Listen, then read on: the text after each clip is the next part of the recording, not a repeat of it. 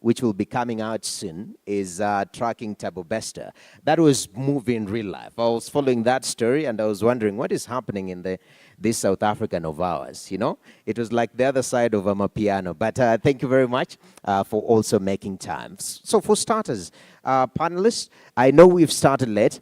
Initially, I was supposed to give you a minute or two to explain to us, if I haven't done justice to what you guys do, yeah? Because on paper might be one thing, but on the ground is something different. In Kenya, we say kwa ground vitu ni different. So I will start with you, Vanessa, briefly. All that, because you have quite a huge resume.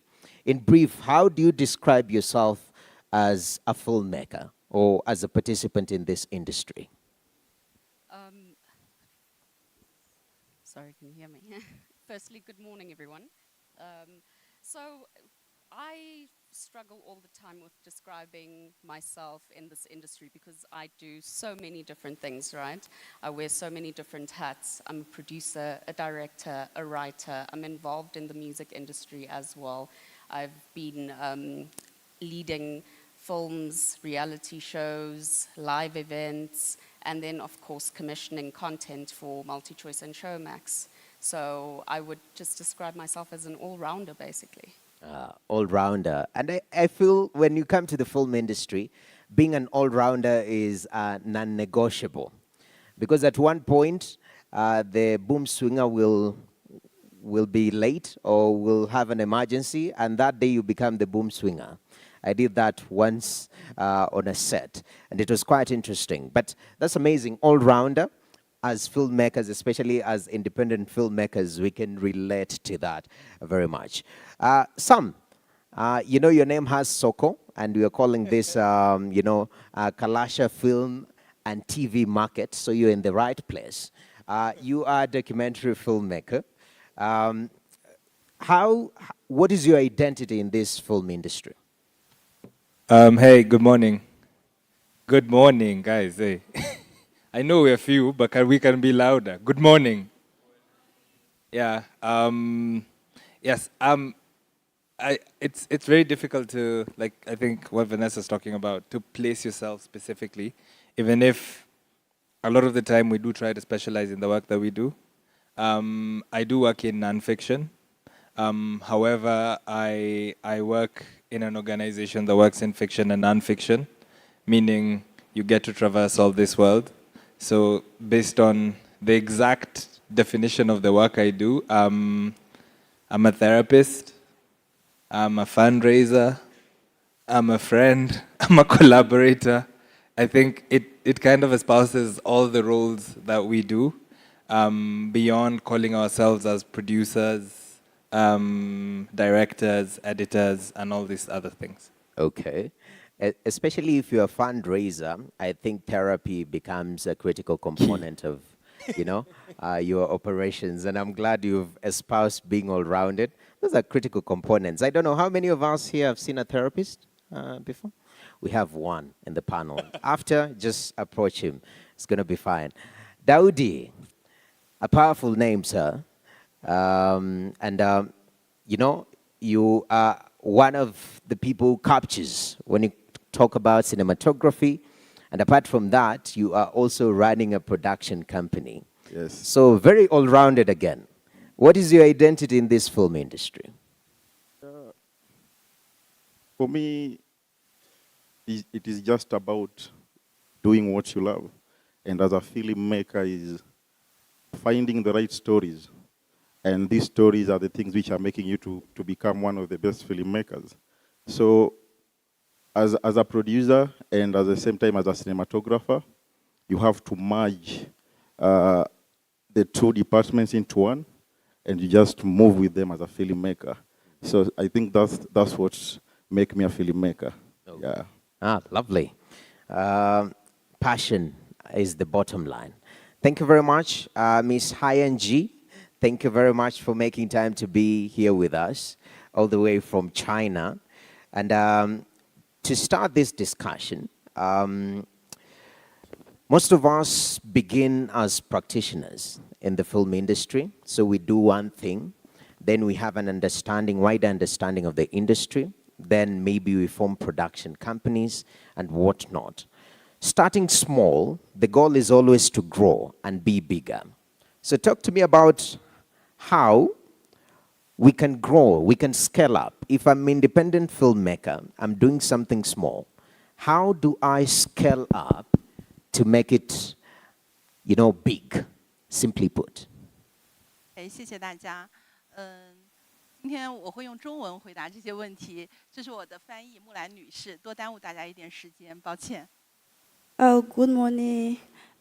Today I will be the one interpreting for Madame Gohayen because she will speak in Chinese and I will be translating in English. Thank you.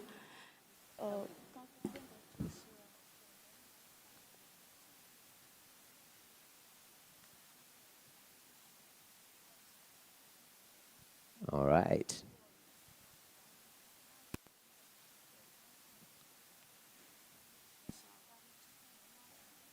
This is what it means by the word international, okay? Don't get shocked, okay?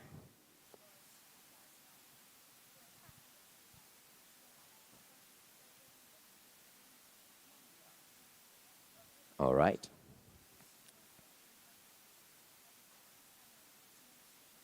Sorry，关于主持人刚才问我的这个问题，其实，在我们中国也有非常多的独立电影和电视人，同时中国也有非常成熟的电影和电视剧的市场。As the question you asked is about, also in China we have many people doing indie film, and also the market in China is quite professional, so it is also possible to make money from doing indie or professional film and cinematography. Okay. Yeah， 我想每个人进我们这个影视行业都是因为热爱，因为喜欢，所以，但是今天的这个主题特别好，当艺术遇见经济，我们希望去做一件可以挣钱的影视行业的项目，所以我们是觉得作为制片人而言，对项目、对市场一定要有一个成熟的判断。A festival in the market of cinematography and is about loving what we are doing. It's about having a big dream for pursuing our goal, and as investing in cinematography, in film, and so on, we first of all need to know the market. Why are we filming, and how can we gain money from the product we are involving in? And it is the job of the producers to know and understand in the market. Okay, thank you very much. That is quite interesting because China is a whole ecosystem in by itself. Look at the population of China and Africa combined, we are at par. But Vanessa, coming from South Africa, I think, apart from Amapiano, because I know that is a local brand and will always be identified. The same way Kenya we identify with M-Pesa. Everywhere we go, since M-Pesa was founded in 2007, we always quote M-Pesa. But there is an allure and sort of a push to open up Africa. Talk about Africa Continental Free Trade Agreement, loosening the borders so that we can trade amongst each other. Even when you talk about the creative economy, it's still essential for us to sell amongst ourselves. And you specialize in the Pan-African, content, pro-African content. Talk to me about if you are an independent filmmaker. First of all, is there a niche in this space that you can tap into? And secondly, how do you open up, be able to tell stories that go beyond our borders of Kenya or specific countries within the continent? So I'll answer your first question. I think the answer is quite simple. We live in an age where accessibility to resources and individuals is very easy. You can hop onto any social media platform and contact Noah and ask him for collaboration or ask him for information or whatever, So I would implore young people to use that resource. It's a resource that wasn't there before, so we're quite fortunate that we have that now. And then secondly, I think if you want to go beyond borders, research is key. You have to research global trends as well as local trends, and then marry that with your local resonance, right? Because as African storytellers, we have so many rich stories to tell, and the best people to tell those stories are us, and the world has recognized that now. You know, I'll give you an easy example. Disney approached a couple of African creatives to do a series called Kizazimoto, and it was about Afrofuturism, right? So Afrofuturism is a global topic at the moment, and what made those pieces of content win awards and go to the Oscars and go to the Annies is that they localized them. They told the story of a Kenyan boy. They told the story of a South African girl ululating. All right. So research is important to be able to tell stories that go beyond borders. But even Soko, I mean, I think the better place we would have asked ourselves the question is, as independent filmmakers, what are, in the African context, I don't know whether we are unique compared to other jurisdictions, and whether or not that is. What are the challenges that are facing if you're an indie filmmaker? What are some of these challenges that we face? The,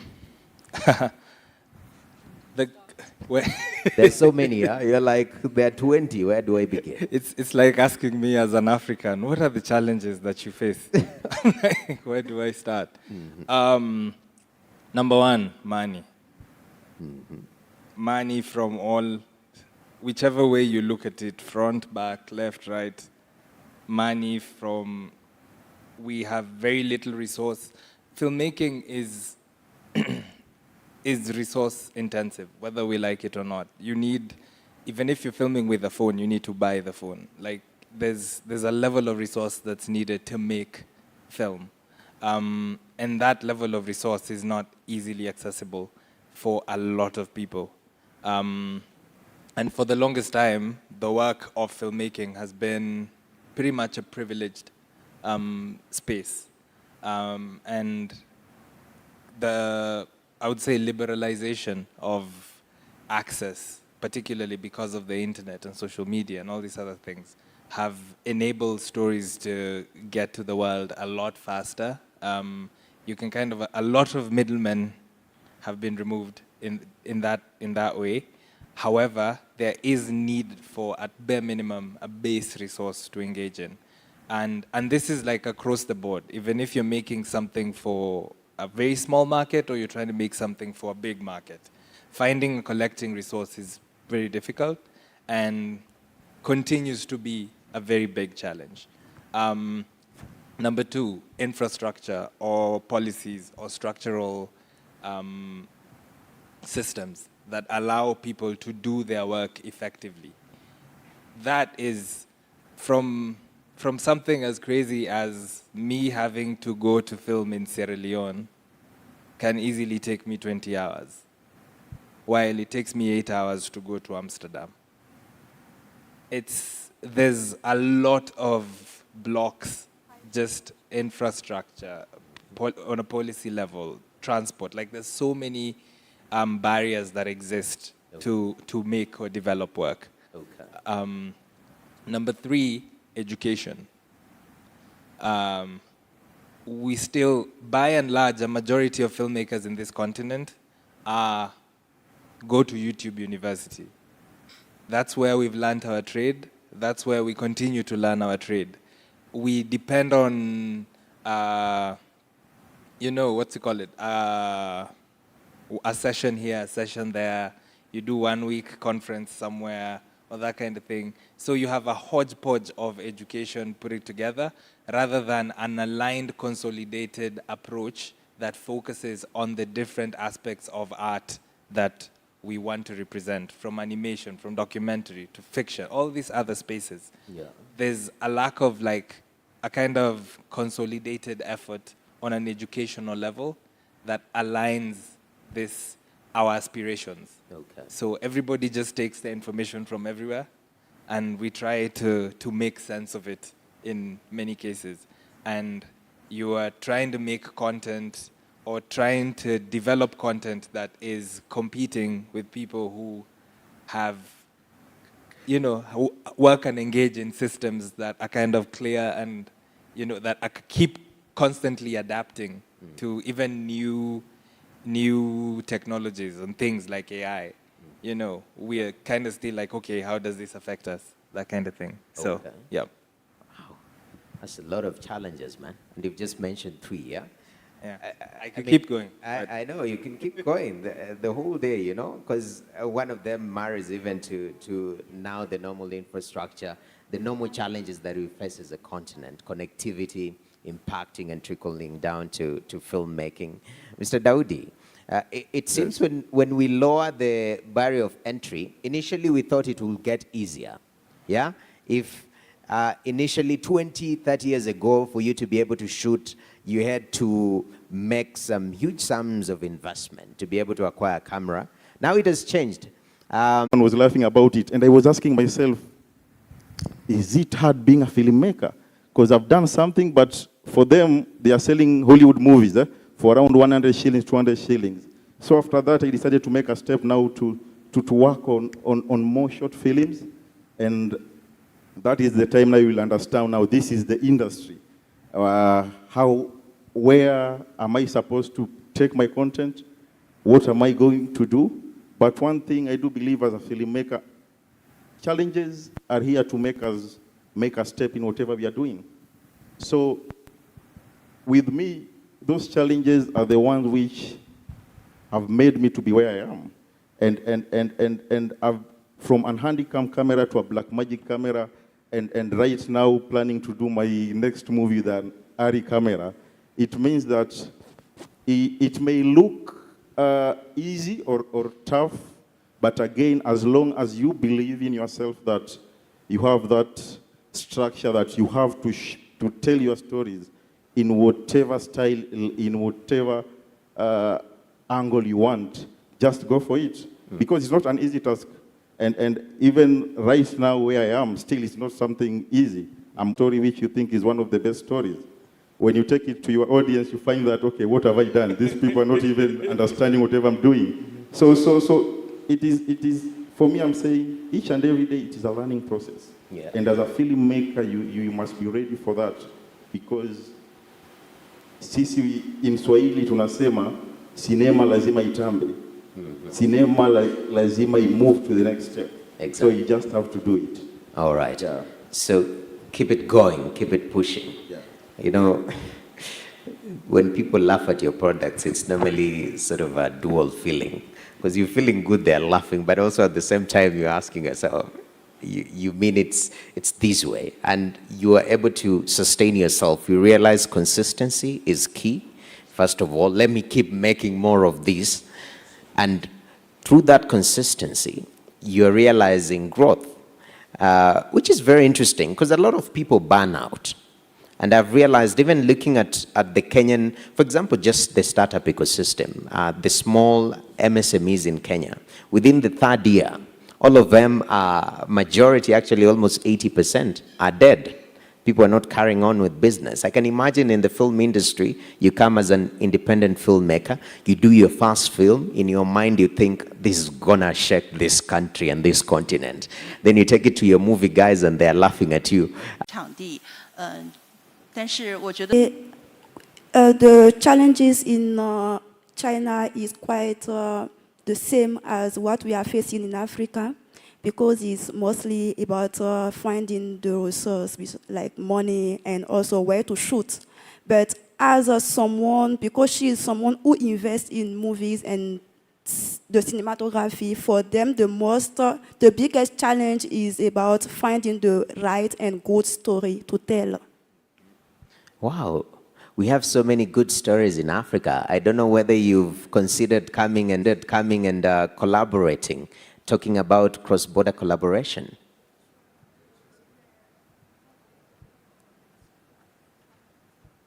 是的，其实这一次我和我的制片人林青先生一起来，内罗毕，这是我们第2次来，我们确实是带着项目来，我们也确实在这边，我们有项目可能会在这儿落地，但是很重要的一点是，我们希望和肯尼亚跟非洲，我们可以找到我们彼此都感兴趣的内容，中国的观众和非洲的观众都愿意去看这个项目，这是我们现在最关心的事情。Actually, they came to Kenya, to Africa. They already have some project. Like they came with a project, and she's here with another producer. They work together. Is Mr. Lichin, and he's there. So they have a project to shoot in Kenya. Why not collaborate with Kenyan filmmakers and African filmmakers? And the most important is together we find the right story to tell and also focus in African market, not only Kenyan market, All right. African market and China market. Okay, that's interesting. Vanessa? That's 4 weeks a month. That's 12 months a year. That's a lot of content, right? It's a lot of money to be spent. So we sat down and we thought to ourselves, how can we navigate this? How can we spend less and still keep the same amount of content hours? And what we then did is that I approached locations, so restaurants, any form of locations, cinemas, and I'd say to them, if I give you incidental exposure, can I shoot my inserts here? And it's not about advertising them. We don't say, oh, this is the place that is hosting us. It's as simple as having an establisher, of the building and so forth. And that way you don't have to spend money on location. That's one cost cut. And then another example is approaching designers. We used to approach upcoming designers who needed the exposure because our audience ratings were through the roof, right? We approached local designers and asked them if they would be interested in dressing our presenters, which they did, another cost cut. Now that's 2 line items in the budget that have been eliminated. And if you keep thinking, you'll find creative ways to work around to make your film or whatever project you're creating cost effective. That's very interesting because it's the same challenge that we face when we are trying to sell our projects. First of all, especially with partnerships, people tend to take advantage of that. They want mentions, they want, this water should be branded Kalasha, so when the actor is drinking, actually I need a close-up so that I can see this, yeah? And not a close-up on the actor's eyes and emotions, I want the close-up on the water. That's the only way I can allow you into this venue. So sometimes we don't have the leverage in such discussions. How do we build leverage, even in financing this challenge that we are? It's a matter of being bankable and sort of holding a level of leverage. How do we do that before we move to Soko? How do we hold leverage too?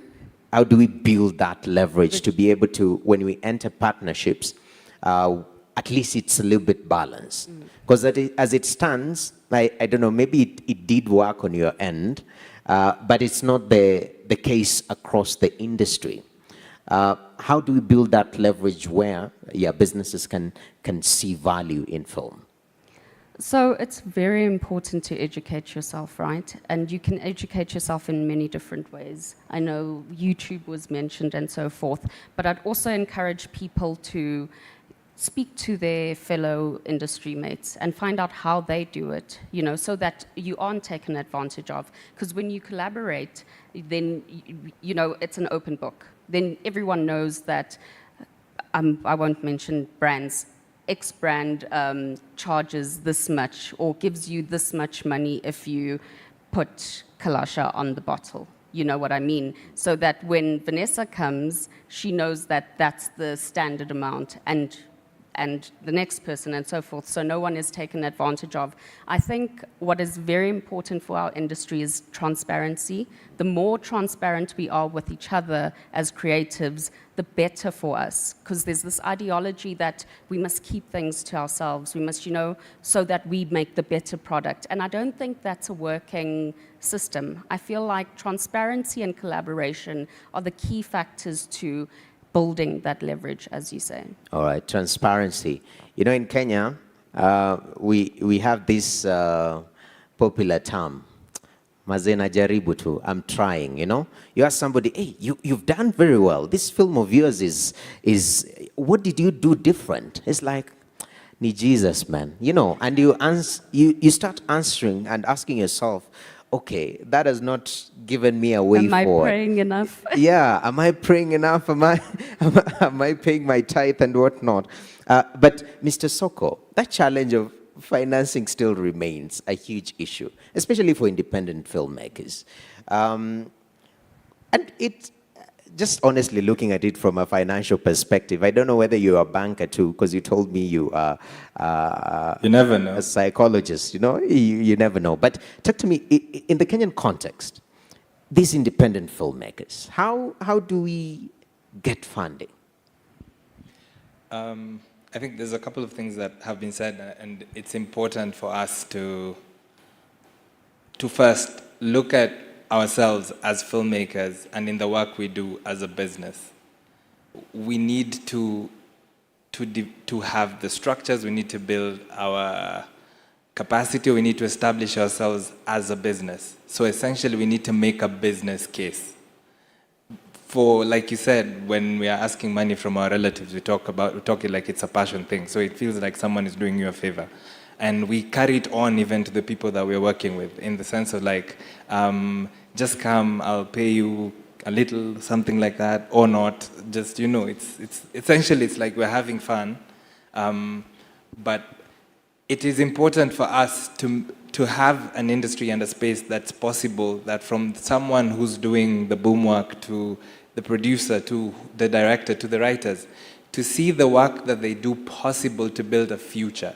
That they can build houses, buy houses, that they can live a very comfortable life in the business that they're doing. And for us to do that, we need to make a business case. So how do you make a business case? You have to look at the money you're spending and the money you're bringing in. Now, our levels of distribution don't give us the amount of money or the types of money that can allow you to look at things in a very big way. So for example, if someone is giving you 1 million shillings to make a feature film, right? And you have a cast, crew, and all that stuff, it takes you, say, a month or 2 months or 3 months to make that film. And in the end, you're making 50,000 from that journey, 50,000 shillings, right? So essentially, you're making how much? 15,000 a month? In this passion thing that you're doing. That it doesn't, like, the math doesn't math at the end of the day. So we need to first look at our audiences and build the level of audiences that we have. Like, look at our audiences beyond the Kenyan market. Look at, you have 100+ million in Nigeria. You have a couple of millions in South Africa. You have an African continent as an audience. So how do you build the African continent as an audience, both in the continent and in the diaspora? That grows the market that you're communicating with and the market that you're trying to sell with. Because if I can make my content and be able to sell to this market, then I can go to the bank and tell them I have 500 million people who will buy this thing that I am making. Can you give me 500 million to make something? But in the space where we are at the point of like, please, just believe I know what I'm doing, and it's going to be amazing. And do I know who I'm going to sell it? No. We know. You never know. We'll think of, we'll talk to them nicely. There's different aspects. So building audience is one. Yes.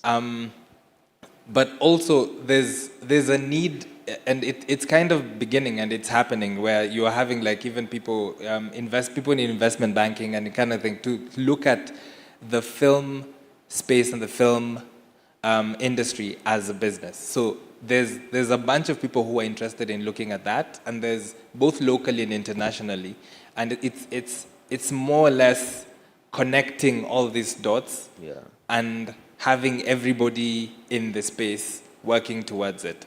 So that's just one of the things. All right. Yeah. And I'm glad even from, I think it was the other day, so the Africa Development Bank saying they are pushing for a fund, a film fund, that will be able to sort of lend to these creatives. Daudi, you know, your story is very relatable for independent filmmakers. Because I remember I made a film in 2015. That was my last one as an independent filmmaker. And the rest have just been offering services, boom swinging and whatnot. So being able to make a business case, yeah? And to be able to scale from shooting with a camcorder, now you're doing the Reds of this world, next movie, you've said it's even going to be bigger and better. How if somebody's watching here and they have just started that journey, how are they able to grow in that manner? How are they able to sell their products? What are these platforms that you explored as an independent filmmaker to be able to grow to the level that you are? First of all, I'll talk about discipline and be self-driven, because as long as you have that idea in your mind and you want to do it, go and shoot it. And one thing which has really helped me is festivals. Because at first, when I did my short film in 2017, it was a very good short film. And I really, my budget was around 70 to 80,000, and that was a lot of money, because I was having friends who helped me to invest on that. And again, they were asking me after this, where are you going to take it? And I told them that there are so many local festivals. First of all, there were festivals in where I was, where I'm staying in Mombasa. I'll start with where I am, then I'll go to other local festivals, then I'll try different festivals in different countries. And for me, I think that one has worked for me, because you never know who is going to watch your film. So when I took my film to Coast Film Festival, and people were really amazed with what I've done, and they were saying, okay, now I think we are getting it as filmmakers. If we can produce a short film with a budget of 70,000, something which people can sit and watch and appreciate, I think if this guy can be given 5 million, he can do wonders. And I do remember my first time traveling to Nigeria. I was 2017, traveling to Nigeria for the MVCA nomination. And it is my first time to be on a flight and traveling to a different country. And I think whatever I was having in my pocket was only 1,000 Kenya shillings, which is equivalent to around $10. So when I arrived in Nigeria is when I understood that, okay, film is a big business. And as an indie filmmaker, if these people have paid for my transport, they've decided to pay for accommodation, for me just to be able to come to Nigeria and meet other filmmakers and be able to have one-on-one with different producers, cinematographers. I think I need to do more, and maybe one day I'll go to Oscars.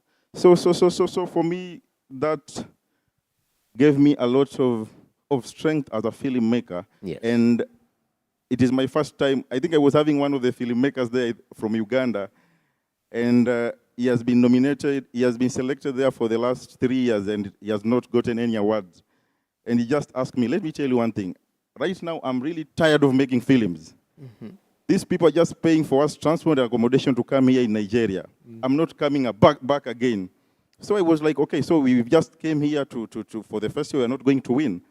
And when the category which I was nominated for the time reached, I won. And I wondered, okay, I didn't know, when I was in Nigeria, no one knew about me. Yes. But again, if you've done a good project as an indie filmmaker, everyone will appreciate whatever you've done. Okay. So first of all, push with the festivals.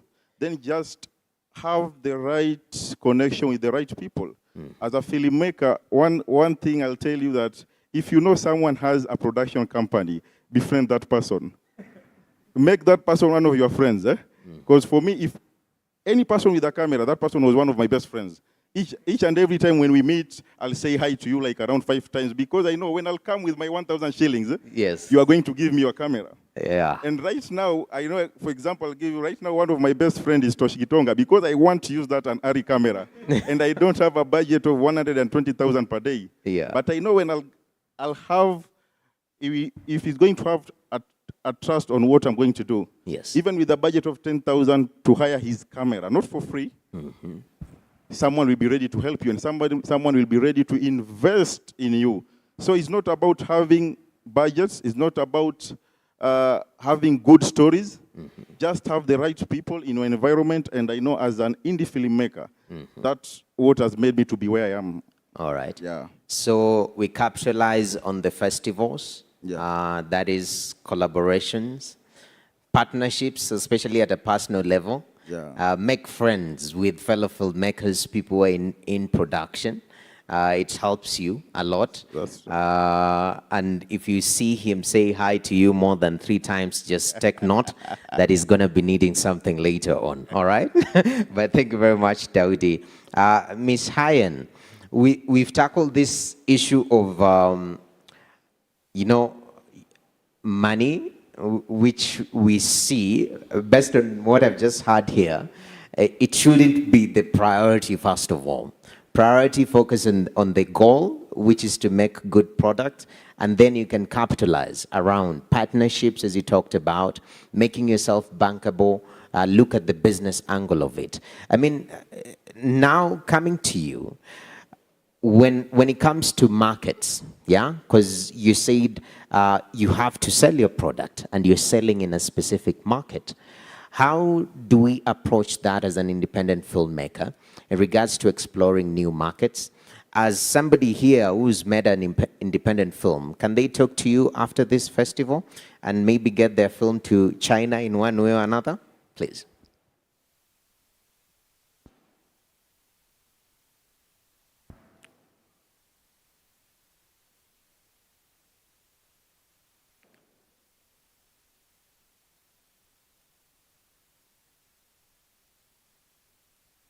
首先我当然表示非常欢迎。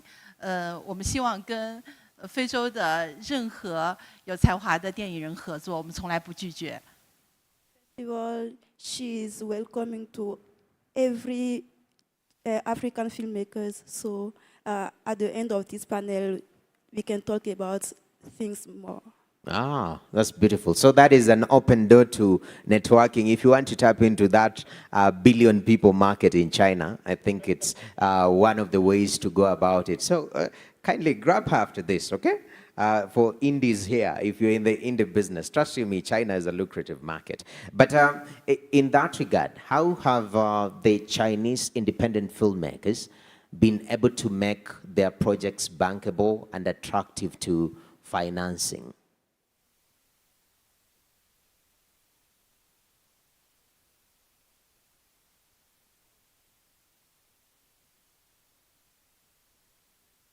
我觉得这是一个特别好的问题。其实刚刚，我特别欣赏 Soko 先生刚才说的那句话，兴趣从来不会让投资人买单。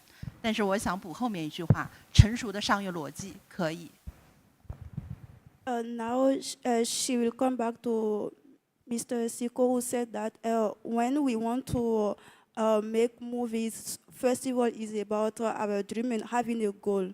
Having an interesting goal for us is important even before we get investment from the people, because it makes us not living our dream, and from that part we can know how to challenge everything that will come on convincing the investment. So from that part we can make the investors invest in our project. So on it also we need to have a plan on the market, the marketing of the project, and also how to get more revenue when we finish the shooting. So when we are talking to the investors, we need to tell them on how they can be easier on investing on our project, because when they invest, they need to know first that they are not losing the money. They can get back from the project. Okay, thank you very much. So, making the business case for your film, where is the money coming from? And where are you going to sell? Vanessa, in the last round of questions before I open up to our audience, so if you have any question, you'll just raise your hand wherever you are. We'll get a microphone to you. Once you get the microphone, please don't tell us your history in filmmaking. You've been doing this for 25 years. No, just shoot your question to the specific person in the panel so that we can accommodate more questions. That's okay. But quickly, moving forward, Vanessa, since you've worked with all the big players, based on the resume that I've read, when it comes to matters production, for the future, I want us to play prophetic here. For independent filmmakers, what is the space for indies in the future of film industry in Africa? And can we position ourselves better other than the points that you have made here? What are some of the things that we can do to position ourselves better and stronger? So I think the one thing I noticed that all of us are in agreement about is how important relationships are, right? And how important collaboration is. And I'd just like to implore everyone here to use this opportunity to collaborate, to use this opportunity to engage with each other.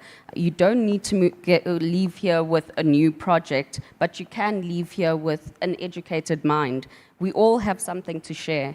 You know, we all have a different perspective on how to do things, and the more you know, the better your product will come out, okay, you know, and be received. Mm-hmm. And then also, I always say this to people, think global and act local. And it goes back to an earlier point I made where you have to find out what the industry trends are and see how you can incorporate those with local resonance as well. And the last thing, and it's the most important thing, story is key. The story you create determines the choices that you make, okay, whether it's financial, whether it's collaborative, or any other thing. Okay. Think global, make local. Think global, act local. Act local, yeah? For the actors in the room, yeah? You've been told that as you think global, you act local. Very, very important. I really like that. Mr. Soko, I know in psychology we are encouraged to see a reality, yeah? What is the reality of indies? I know you are into documentary. Documentary, sometimes they give a vibe that they are easier to execute compared to the fictional world, where I have to make somebody fly, yeah? If I just get somebody with a nice story, I can piece up something very incredible. Based on that experience, talk to me about the future. Where are opportunities, especially for indies? Are there gaps that people in the audience can take advantage of that are really low-hanging that we can capitalize on? I think we call it the scramble of Africa is ongoing in terms of creative work.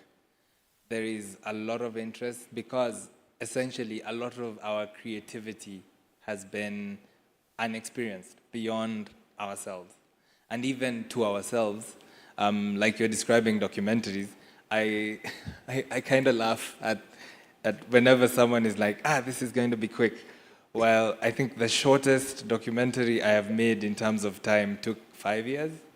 Wow. And that one is short. So we're like, wow, it only took me 5 years. The opportunities that are there are enormous. To what Vanessa said, story is king. They're amazing stories, they're incredible stories. In our production company right now, we are essentially putting money in developing stories. And not only from books, not only from scripts, from there's such incredible stories out there. On last Friday, we just premiered an anthology of short stories from filmmakers with a different spectrum. Some were first-time filmmakers, others are a bit seasoned. But there are 5 short stories in the spectrum from the city to the coast, about relationships, about family relationships. It's called Beneath the Tides. And in this anthology, essentially, it's putting together different facets of life and the different possibilities of stories and putting it out there and having audiences experience it. And I think it's something we have to continue to grow and harness and build and provide the spaces and opportunities for these stories to be experienced. Not only in Kenya, again, continentally. Anguka was talking about festivals. I think it's looking at all the spaces that are around us that allow us to exhibit our work and growing the exhibition of our work, because we kind of can't live in a world where you make one film and then your audience is waiting 3-4 months for the next film and you're trying to encourage them to watch film. They need to be constantly engaging and experiencing who we are and what we are in every aspect of who we are. It can't only be through TV. It can be through cinema. It has to be through our mobile phones and social media.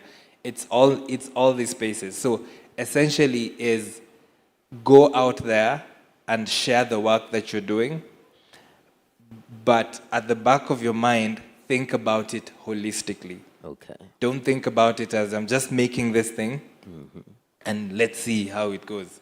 Like, think about the next thing and the next thing. Don't just stop at that thing that's right in front of you. Okay.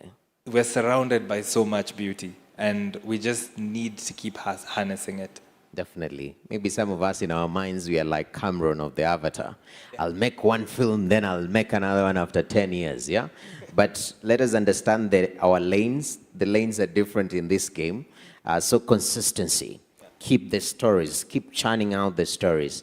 Daudi, I know you're passionate about use of language, the Kiswahili language. And I've watched some of this series, you know?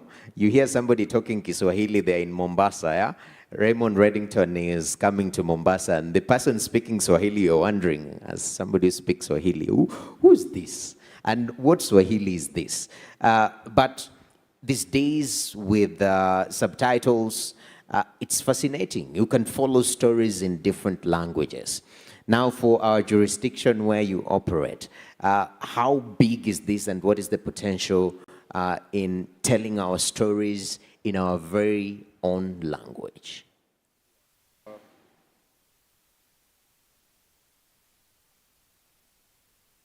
First of all, Swahili is the root of our identity. And Swahili promotes our culture. And in Africa, we have around 200 million and above Swahili speakers. And for me, as a producer, that is my market. If I do more content on Swahili, if I do more Swahili content, I know we can increase this market from 200 million even to 500 million. Because the problem right now we are having is the way my fellow producer has said, we have to think global but act local. How are we going to act local if we are not doing our own local stories with our own languages? Because there's a time I traveled to South Africa, and these people from South Africa know us as East African community, and they will ask me, how is Swahili? Can you teach me how to speak Swahili? So you see, we have a very big market in Africa and generally global if we can keep producing a lot of Swahili content.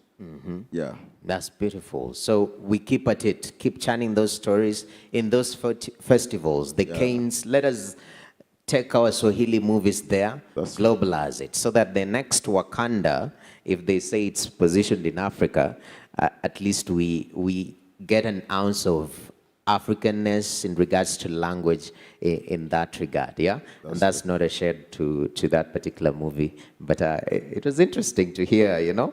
Even their English was quite interesting. By the way, do you think if you're telling Africa's stories, or even if you're adapting African stories, should we go for ability in regards to executing the role, or should we prioritize local actors, for example? Because also the issue of marketing comes in. There are just more popular actors that can sell your product. That we are seeing with the Wakanda situation. They're more popular, they can sell. How do you balance that briefly, Daudi? For me, first of all, if I have a good story, like the recent movie which I shot, for me that was one of my biggest movie right now. And I was asking myself the same question you're asking. Should I use seasoned actors or just any actor who can perform this role? And where I'm coming from, we have a lot of talent. And for me, it was a sacrifice. I just said, okay, as long as I can get anyone with talent who can push my story to the next boundary, that's the person I'm going with. Because I know sometimes we think the marketing side of it, with seasoned actors, with people who have numbers in the industry. But again, for us to get more numbers, we need to work with the talent which we know people will start believing in them, and our audiences. You know, if an audience sees something good, I'm telling you, they never forget. Mm-hmm. They'll just ask you, hey, there's an actor. What is the name of that actor? So for me, in my movie Mvera, my lead character has never never done any big feature film. It's just a lady, an upcoming artist from Mombasa. But the way he understood my story, she understood my story, yes, that's what drives me to make her one of the lead characters in my stories. All right. And people need that chance to start off, yeah, which is very, very important. Finishing up, Ms. Hayan, I know the future is bright, as you've said. When we look at population projections in Africa, in China, these are huge markets for independent filmmakers especially, and filmmakers in general. Currently and in the future, how do you see this cross-collaboration in terms of stories and in terms of selling? Where is it going? What potential does it hold? And lastly, how can independent filmmakers take advantage of this global collaboration?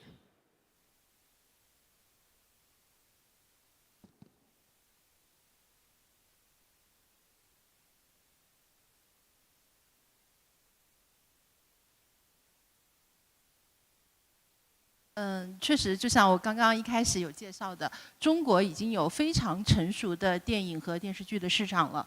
那么现在我们如何融入非洲的元素？就像我们这次来肯尼亚，也是从我们的过往来说，中国和非洲的传统友谊也非常的深厚。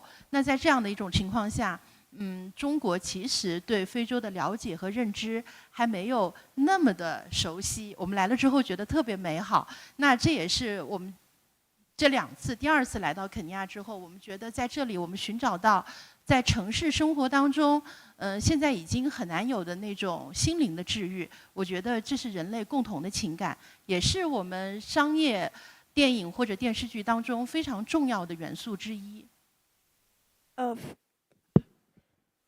As she said, It's okay. as she said before, in China, the people, they don't understand a lot of things about Africa, but the friendship between China and Africa is quite strong, and it will be stronger. For us investing in the film market and cinematography, we need to use African culture in the Chinese film market. And that is why they are here now, because before they didn't come to Africa, they didn't know a lot of things about Africa, but since they came, they find this place quite peacefully.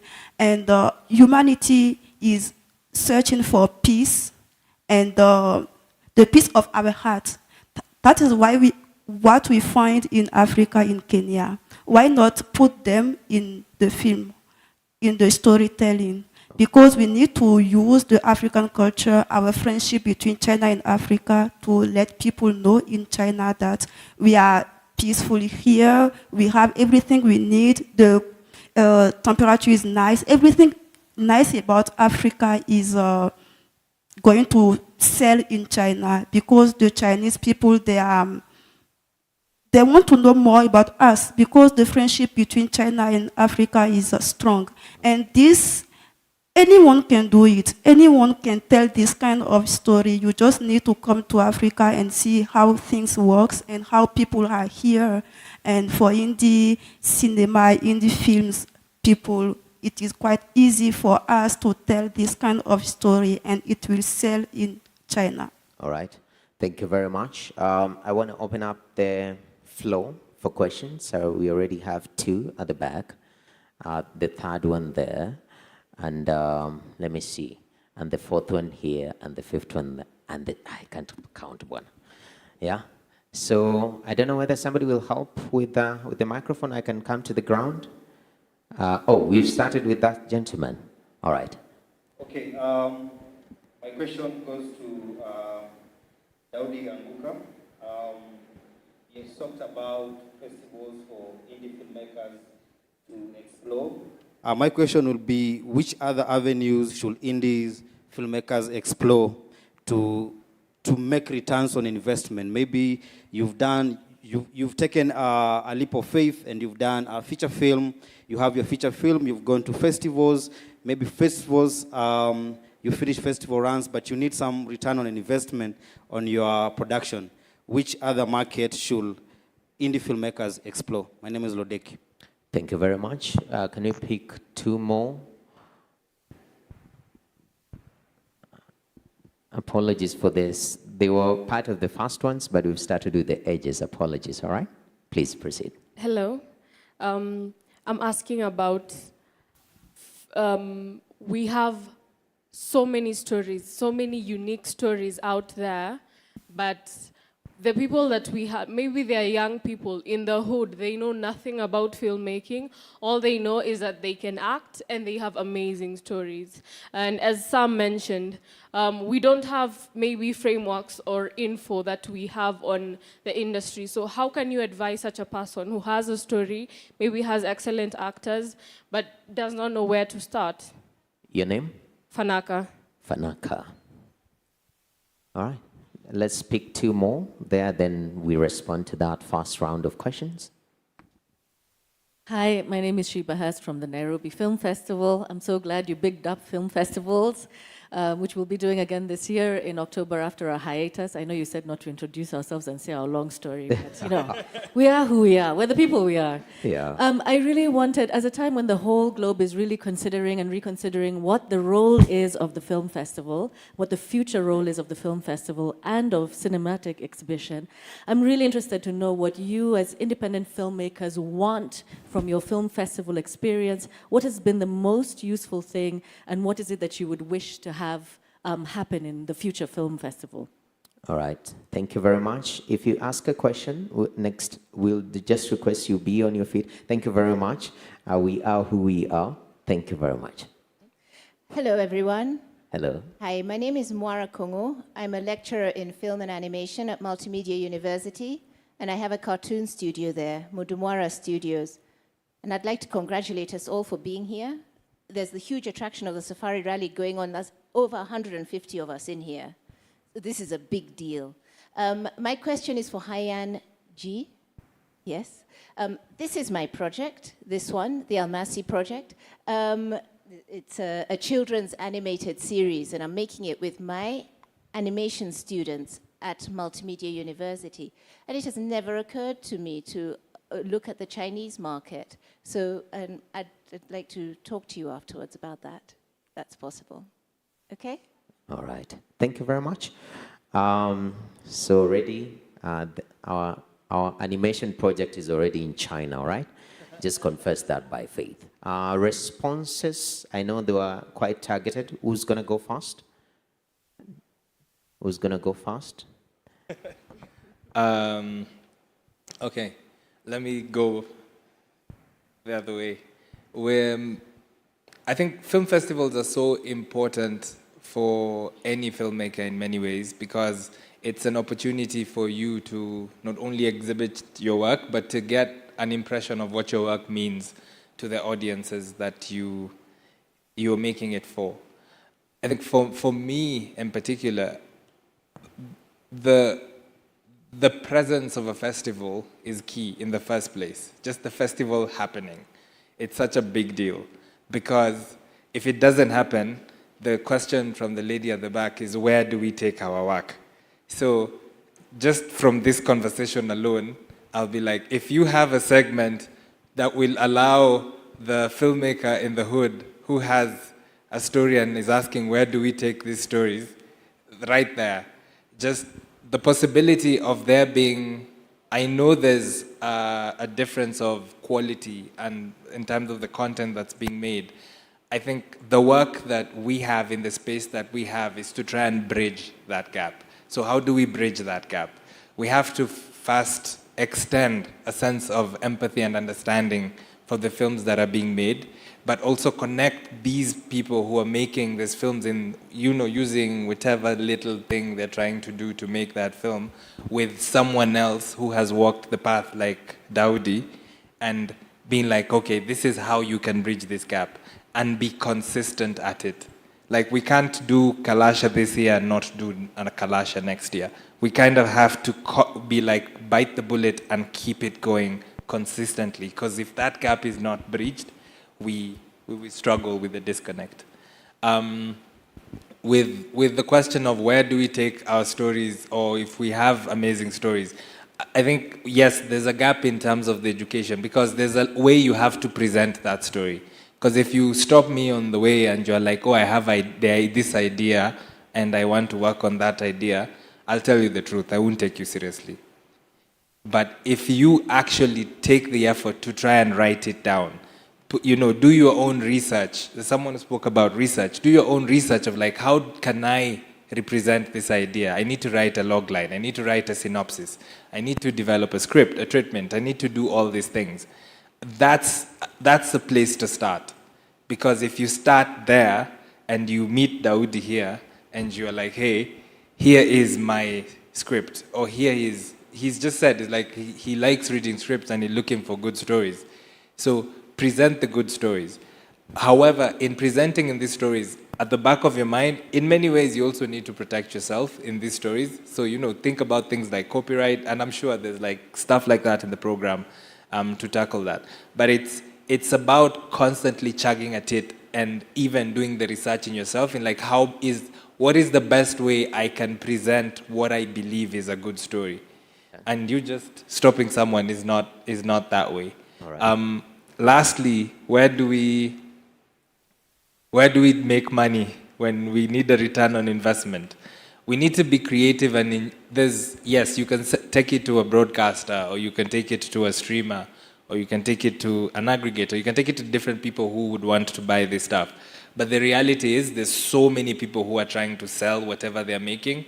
So also you are trying to, move in the eye of a needle. Yeah. So not all of us will be able to sell what we are making. So we need to be creative in how we can get our returns back. For instance, organize screenings in your own places and in the different places you have avenues in. Get your 100, 200 people to come and pay 100, 200 bob and do a lot of that. I think, is it Philly TV that have done that pretty well? I think it's being creative. I think for the longest time, we've lived with the idea that there is a path and this is the path and it is the only path for us to go. And that's not true. Sure. We as Africans know that we have to be ingenious in how we engage and relate and figure out our way. So we need to believe that we can figure out that way. And it doesn't necessarily have to be the way that we have told is the way. Yes, exactly. There was a question addressed to you, Daudi? Yeah. I think one of the market for an indie filmmaker, first of all, is self-distribution. What do I mean with self-distribution? There are so many platforms. Example, YouTube. We have Vimeo. We have Movie. These are platforms you as a filmmaker, if you have your content, start you can just start from somewhere, then share your project to different filmmakers. And I know you will find 1 to 2, 3 filmmakers who will be ready to help you to build your production to the next step. So for me, I think right now I've seen so many indie filmmakers opening their YouTube channels, doing their project, marketing their project. I've just seen someone making a billboard for his new project which is coming on YouTube. So now we should start thinking about self-distribution. Then the next step, distributors will come after you. Exactly. Yeah. Self-distribution. I want to pick the next round. Mr. Owase here, Kenya Film Commission CEO. Can we get the microphone to him? Who else? I saw there's a hand there. There's a hand at the end too, sir. Thank you. I'm Timothy Owase, and I empower filmmakers. My question is not directed to anyone specific, but I wanted to know what is the place of a business plan for an independent filmmaker? And do you ever have an end in mind at any given time you are coming up with your story? Thank you. Okay. An end in mind, as we have the next question there. Advantage by proximity. Thank you. Yes, absolutely. Amazing discussion. Speaking. My name is Wageshi Murage. I'm a distributor and I work very closely with indie filmmakers. And I'm happy to hear that we've been talking a lot about money and financing. And I had a lot of pre-financing with regards to barter agreements, cutting costs here and there. And so I'm curious, although it's somewhat been answered by Sam, as to how then you can be able to monetize on your content post, rather than just looking for pre, because we are talking about self-sustainable business, meaning you can shares or your buddies, to help you with financing your project. You want it to be self-sustainable. So I was also very curious, as the gentleman asked, with regards to the approach you use when it comes to that. However, since it's been partially answered, I just have a question for the filmmakers, maybe all the panelists or 1 or 2. I'm curious as to what it is that you're looking for when deciding to produce and also release your film or distribute your film to different audiences. What is the main objective that you're looking at in order of priority? And it can be just one. Is it the audience reach that you look for? Is it revenue generation in terms of monetization, or is it the impact? I'm very curious. Sorry, I'm conducting a poll in your in your discussion, but I'm very curious as to what it is that makes them want to make these films. Thank you. Exactly. Thank you very much. We have a lady right there. Thank you very much. This mic is self-sustainable. It's just moving without the mover. All right. Hi. Hello. So my question or my comment is more about just kind of it's an imbalance. Let me just say, look at what is a business case, right?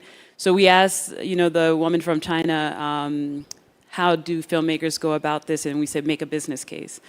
In China, the average income there, monthly income, is about $2,000 US. In Kenya, it's about 600. In China, in 2007, they had 3,500 cinemas, screens alone. As of today, it's over 86,000. If you look at it in Kenya, we only have 14 screens. So it's very imbalanced. And the cost of a movie ticket in China is almost less than the cost of a movie ticket here, when we especially look at Nairobi. So how can you make a business case as a filmmaker to anyone to say that this is an investment? You don't have an audience. And then we're always looking outside. We're saying, like Mr. Soko said, grow your audience in Africa and in the diaspora. But what about in Kenya? You need to first grow it locally. If you look at Nigeria, even in South Africa has over 800 screens. In Nigeria, we have, I think, like around 270. So you need to have a local industry and an audience that's watching it. Right now, we have so much content. Everyone talks about stories. We already have those stories. People have decks. People have stories made. They're just sitting on shelves. And when these major platforms like the Amazons and everything pull out, like we saw what happened in January, you need the local audience to sustain you. You can't depend on an outside market. And we already saw that happen with the tourism industry here. During COVID, all of our prices for tourism and safaris are aimed at an outside market. and the local Kenyans haven't even done Masai Mara, and then suddenly the prices had to come down so that the people here can sustain the industry. It's the same thing with film and some other industries. So that's kind of my comment and question. That's a heavy one. The imbalance, even when you talk about scaling the international and opening up the continent locally, do we have capacity? Can I pick? There was a question there. There's a question right there. Let's finish with that. We have less than 6 minutes, please. Hi, my name is Finley Maranga from Film 4P Academy program. So first of all, coming from Mombasa myself, I'd like to congratulate Daudi Anguka a lot. The time that I lived there, it was kind of a challenge to connect with other filmmakers, and it makes me so happy to see that you as a filmmaker from there is doing really good. And now that I recently heard about Mombasa International Film Festival and all, so when I go back there, I'll go and try to connect with more filmmakers. So my question is, as a film student myself, I'm graduating at the end of the year, and my concern is when I graduate, what will be next? We'll be doing our final projects and all, so maybe I'd like if you can give me a kind of a tip on how to go forward from there after graduating, how to delve into the industry and ensure that I don't get it wrong. You can also pinpoint some of the things that fresh film graduates get wrong. Yeah, I think that would be good. I've heard people saying that a certain filmmaker gave me this point and it really helped me. So I'd like to say in future that Daudi gave me this point and it really helped me. Yeah, thank you very much.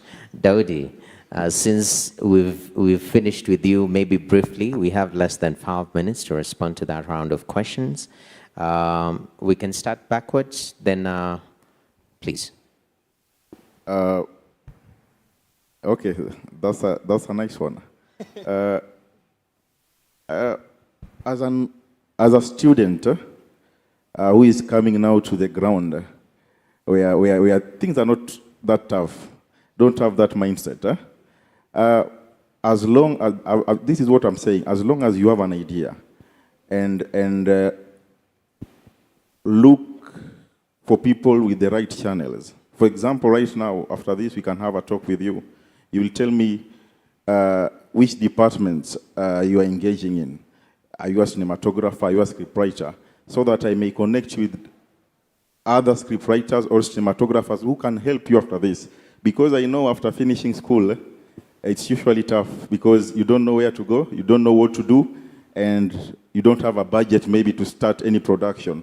So the idea you are having, put it into action. Okay. And if you are a cinematographer, look for cameras, shoot, show them that this is what I can do as a cinematographer. This is what I've been learning for the last 3 or 2 years or 4 years. Okay. And I think with that, you can get the right people who can help you. All right. Thank you very much. There was a comment right there, which is very interesting, that we're talking about, first of all, the whole imbalance, even when you talk about China.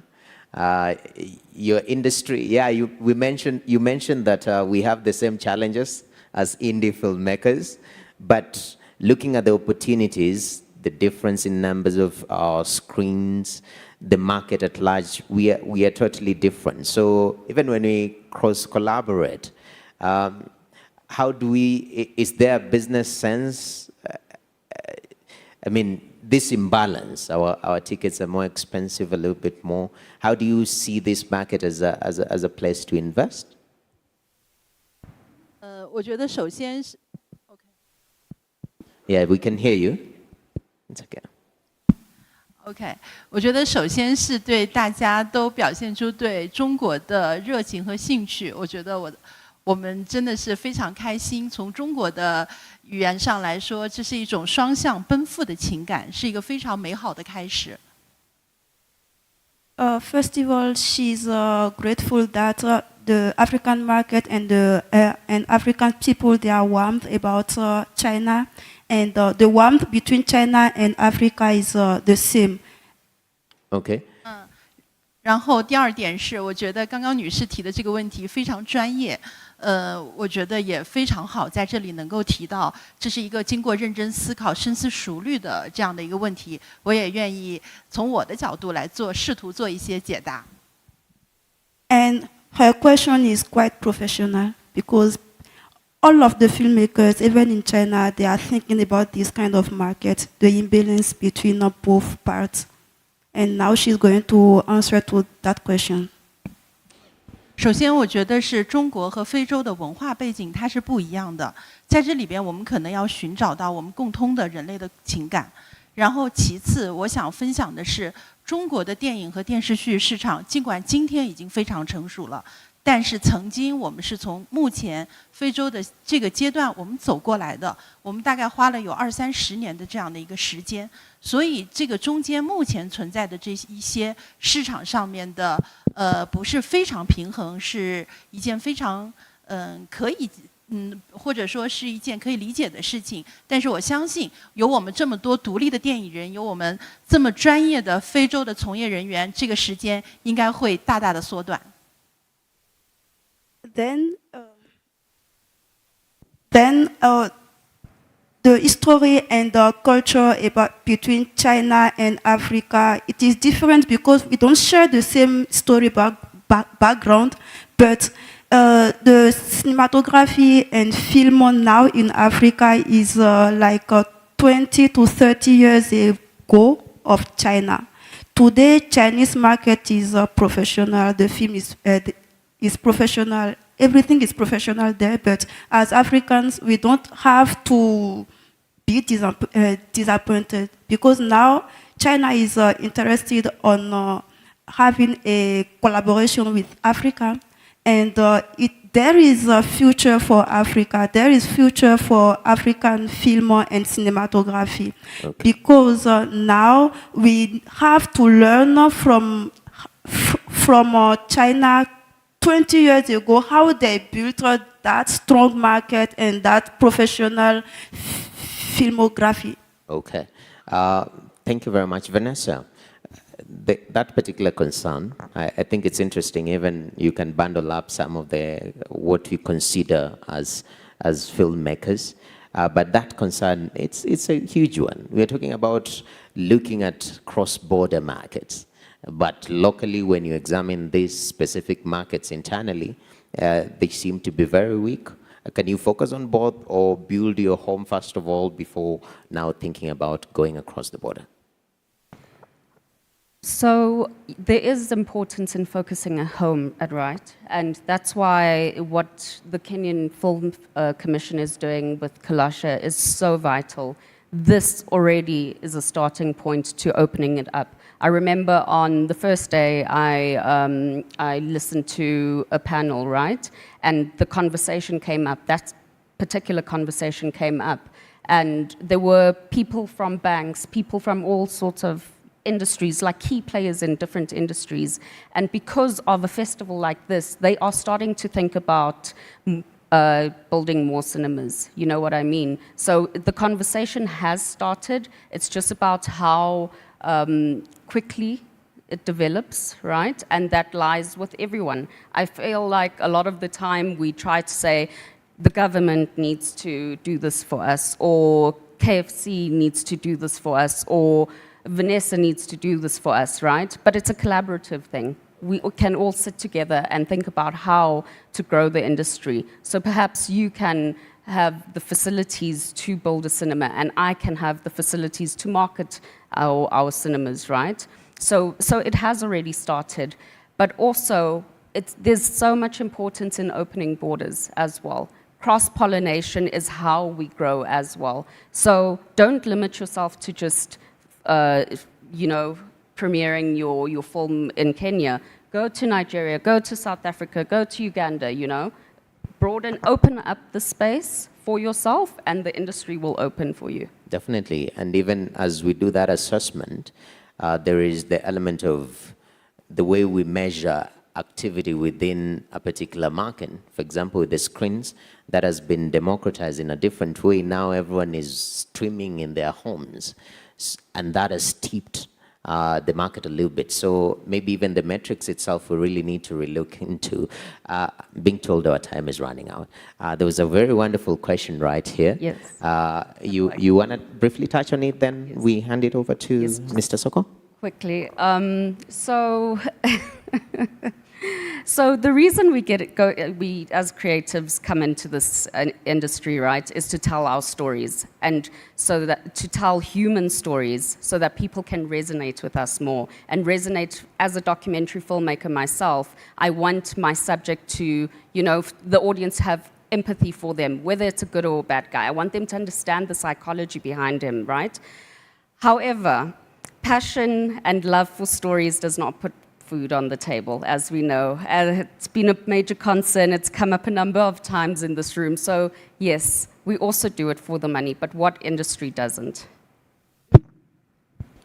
So in terms of the process in which we make films, we kind of have to think about everything from the beginning at the end. I think we've moved from the stage of just this is an amazing idea to the stage of can this idea actually work? So the space of something like a business plan, I think in every single project is important. You can't just make a film for the sake of making a film in this moment and in this time, because again, you want to make sure every person in the chain is actually paid well, not just paid. I think we've moved from the stage of just paying. We want people to be paid well, as in for them to plan, to get mortgages, to do all these things. And to do that, you have to think about the business from the beginning to the end.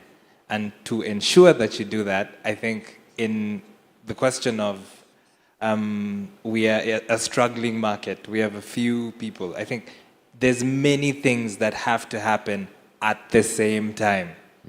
It's just filmmakers making films is not enough. Yes. Just there being investment is not enough.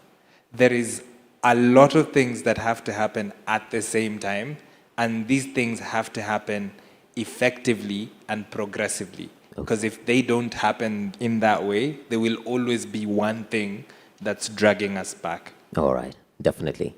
Ladies and gentlemen, this is a conversation that we've just begun here. But since each and every one of our panelists opened the door to them being talked to, yeah, they won't take you in real life. So just approach them, have a chat with them in regards to some of these things, and I think we shall have a good time. But that's where we put a full stop to our panel this morning. Help me appreciate Ms. Haiyan G, all the way from China. Mr. Daudi Anguka, thank you very much. Mr. Sam Soko, Vanessa Butelezi, and I've been your moderator, Noah Kipkemboy. That's it for now. Enjoy the rest of the viewing and also of the festival. All right? Thank you very much. You can greet your neighbor, tell them you are sleeping during the panel.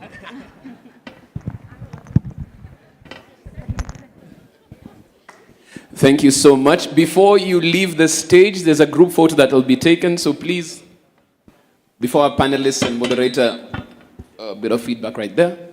Before you exit stage, please, let's take a photo. Fantastic stuff.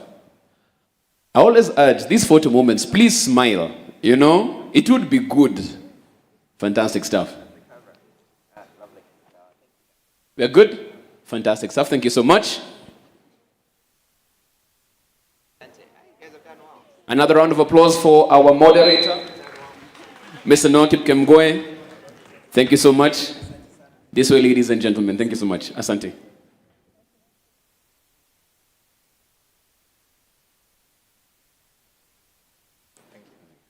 Thank you so much. That brings us to our first health break. We shall take a 10-minute break. As he said, there's no blue ticking in real life. You can actually engage with them. After that, we reconvene to talk about understanding creative entrepreneurship. That happens in the next 10 minutes. So take a break, take a breather, connect with those you need to connect to, network back in 10 minutes as we talk about understanding creative entrepreneurship. Asante.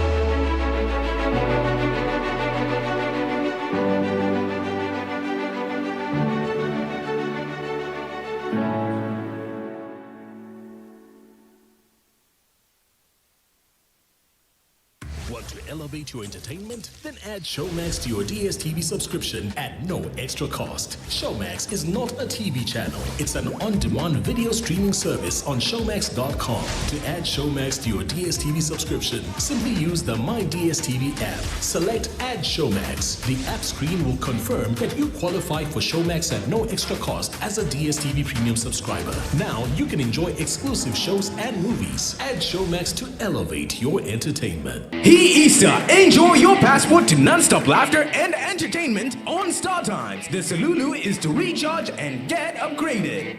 Can we play a game? We've got fun and play for the big and little kids, action-packed sports, absolutely unbelievable, thrilling movies. You're an actor. Act. Passionate new telenovelas, real-world documentaries, Are you saying yes to the dress? unmissable reality, and fantastic local shows. Recharge on your current bouquet and get upgraded to the next higher bouquet for 1 month. Burudika na familia. Download StarTimes on app for unlimited entertainment anytime, anywhere. StarTimes. Enjoy digital life.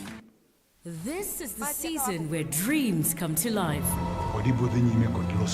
Where glamour meets excitement. Discover new trends and opportunities in the explosive market sessions. Enjoy the most recent films at our movie screenings. Engage with your favorite industry stakeholders. Explore and experience the B2B sessions, exhibitions, conferences, and workshops. And of course, the most magical place, the Kalasha International Film and TV Awards Ceremony, where the industry's finest gather to celebrate excellence. Lifetime Achievement Award goes to The Kalasha International Film and TV Market Festival and Awards 2024 awaits you from the 27th to the 30th of March at the KICC Nairobi, Kenya, where art meets commerce. Buy your ticket at www.tikiti.co.ke. Be a part of this year's festival.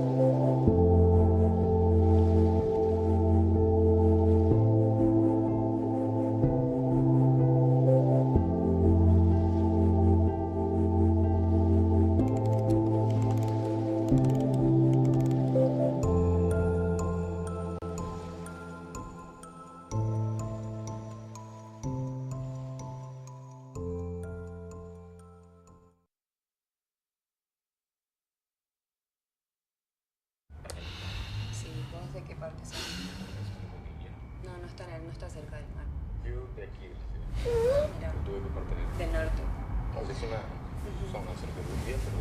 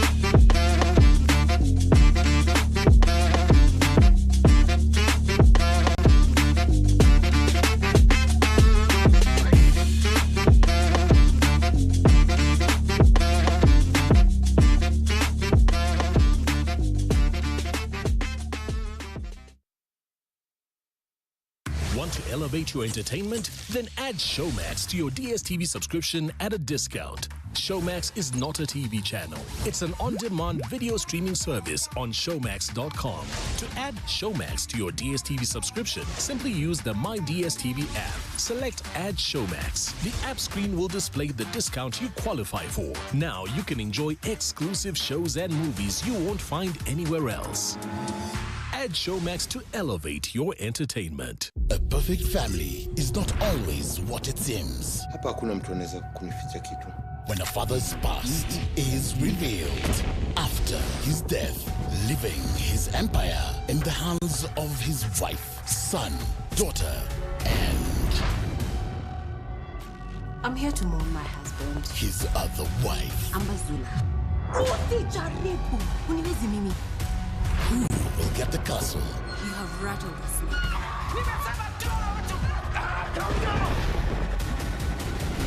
The war of succession is on in the all-new Kasiri.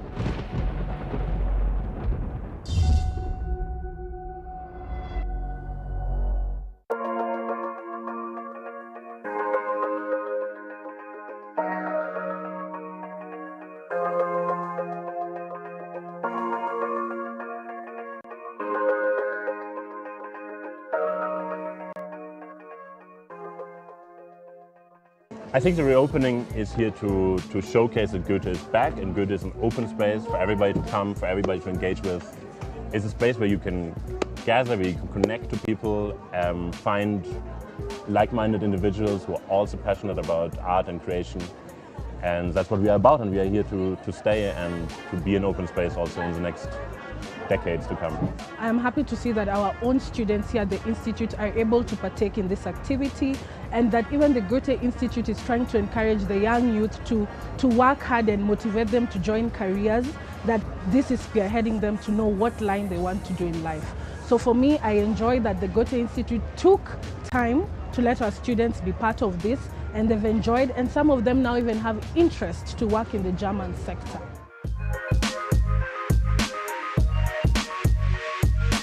Hi, my name is Lily Kobler. I'm the director of the Goethe Institute, the German Cultural Center, and we're really having huge celebrations here today. We've been renovating and refurbishing and trying to create more accessible and welcoming spaces for our visitors, our partners, and the creatives of Kenya.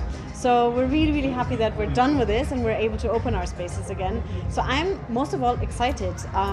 It's like a dream come true, because you see building and construction and you can't really imagine what it would be like when it's alive. But now it's alive.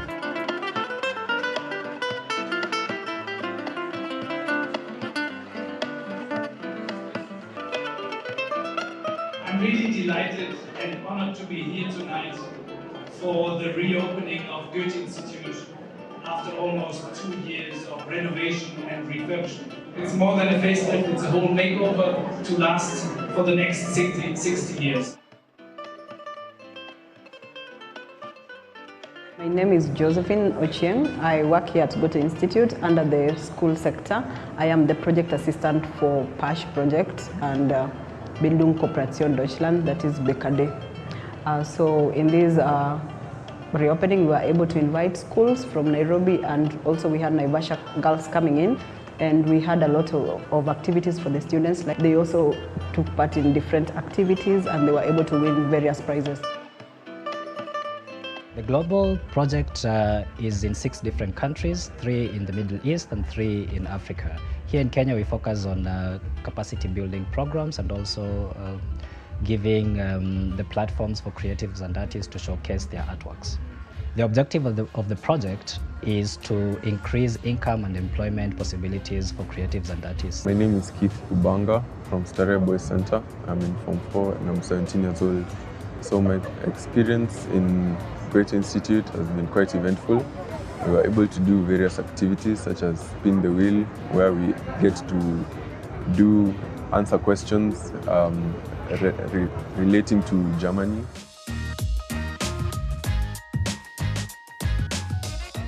My favorite one was the scavenger hunt. We were able to do a scavenger hunt using an app called Kalasha, where we will go around the city looking for checkpoints as we get to know more about Kenyan history and more about the city itself.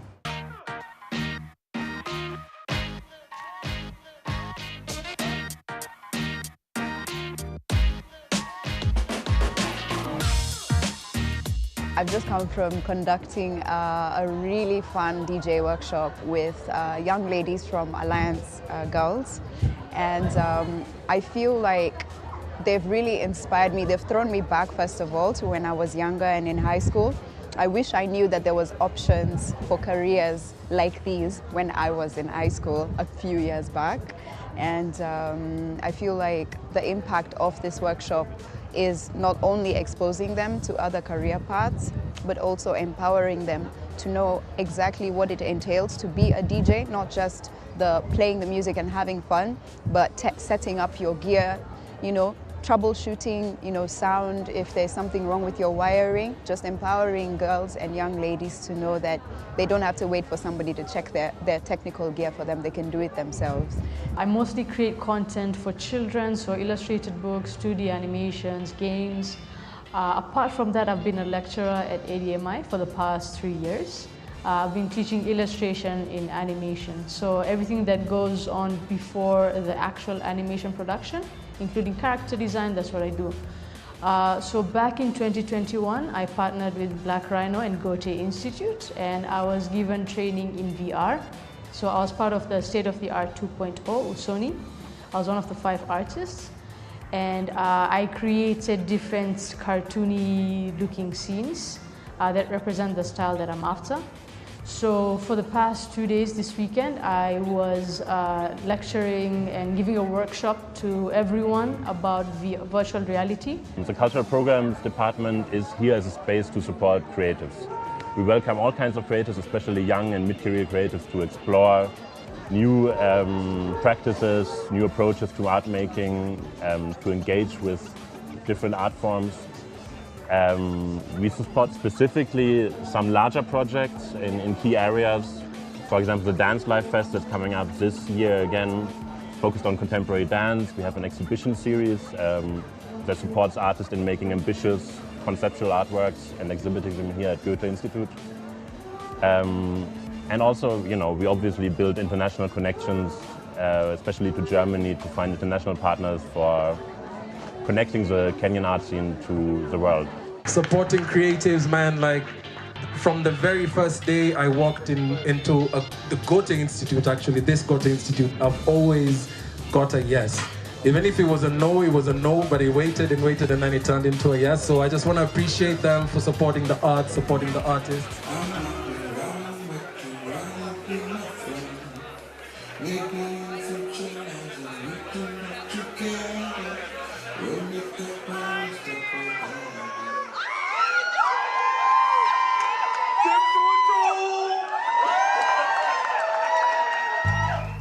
Nairobi City, how you doing?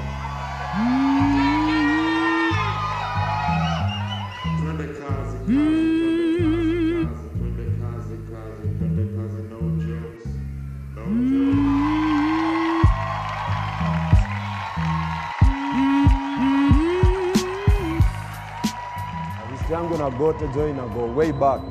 Kabado naishi Kibich, way back yani. I think my first international flight ilikuwa Berlin. Through an exchange program ilikuwa inaitwa Spoken Worlds. Nili make friendships zenye na work nazo mpaka saa hii through Goethe. From Waseka Viva Konagwa, producer wangu anatoka Berlin, amehostiwa hapa before, na tunawak naye mpaka saa hii. So Goethe was like an eye opener for that international market, not only as a performer but as a sound. Kuna niomba na anything ikihappen hapa lazima ni pull up, because na feeling nikawa narudi home.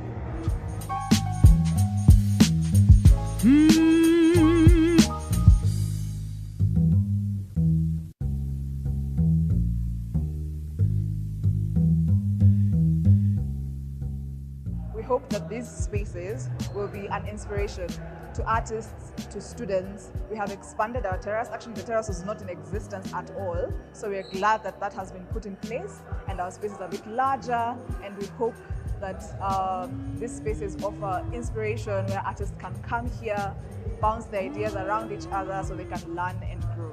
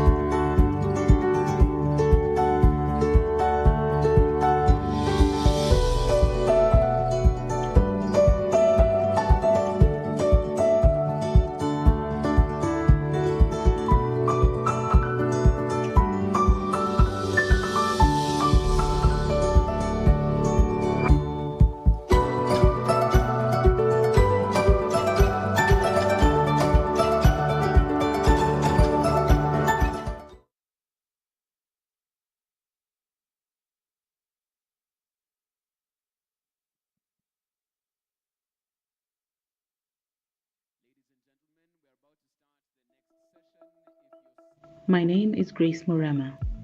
I am an award-winning certified special effects makeup artist and the founder of Grisel Studio. Initially founded in 2015, I discovered my passion for film early. Grisel Studio provides special effects makeup services, also known as SFX, for film and TV, one-on-one classes for fellow artists, as well as providing high-standard professional materials used in the makeup effects industry. These include silicone, sculpting materials, makeup prosthetic pieces, cosplay, student educational kits, and so much more.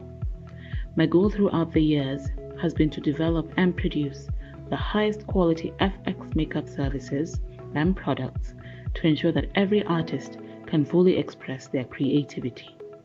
Discover the world of Grisel Studio and experience the transformative power of exceptional makeup.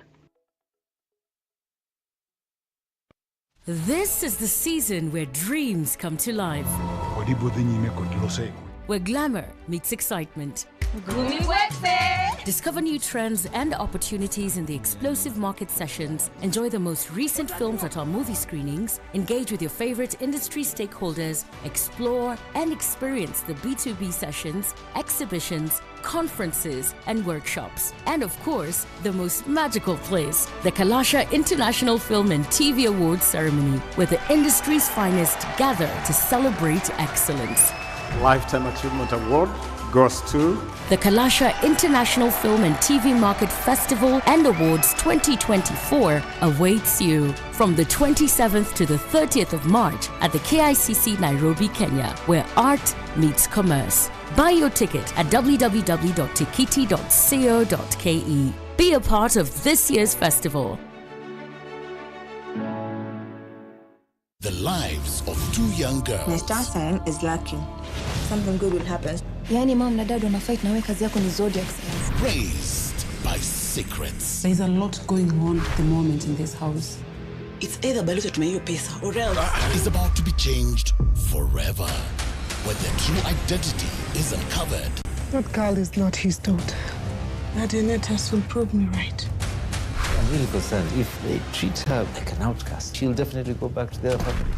In the brand new unmissable Zari. Only on Maisha Magic Plus, the home of local. Now available to DSTV Access.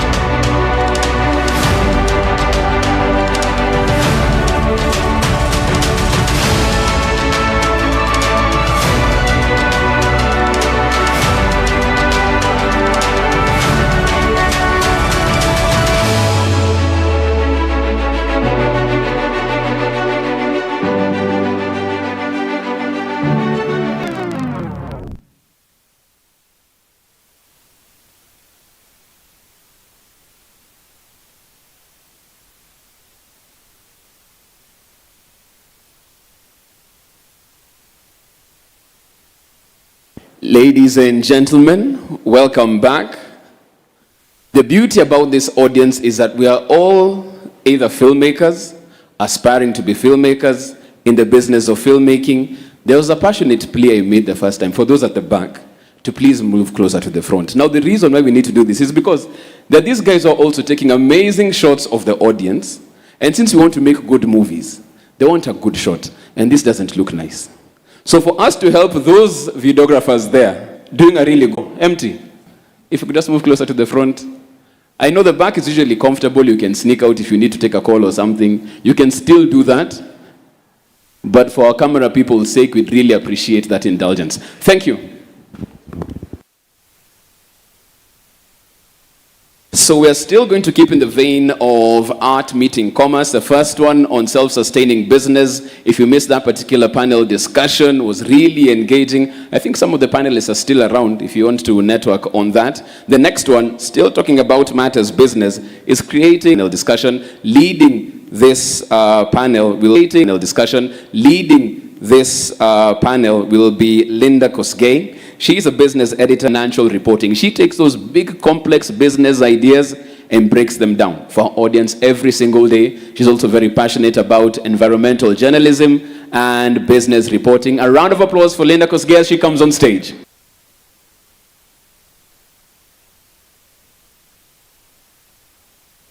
To be your moderator today. My name is Linda Kosgei, and I'm super excited. And this is one of the main reasons why I'm super excited. Whenever I'm in the midst of artists, this is what I see. A canvas. Yeah?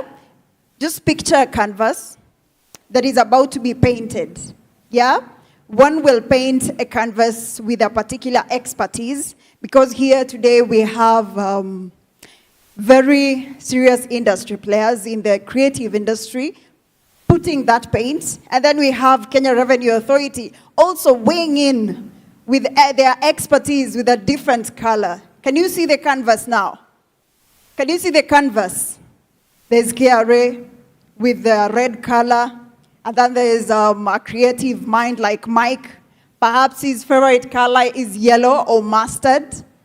And then we have Jim, whose color perhaps should be, let's guess, black, yeah? So I see that as a masterpiece. So allow me to call my masterpiece right here at the front. Let's start with,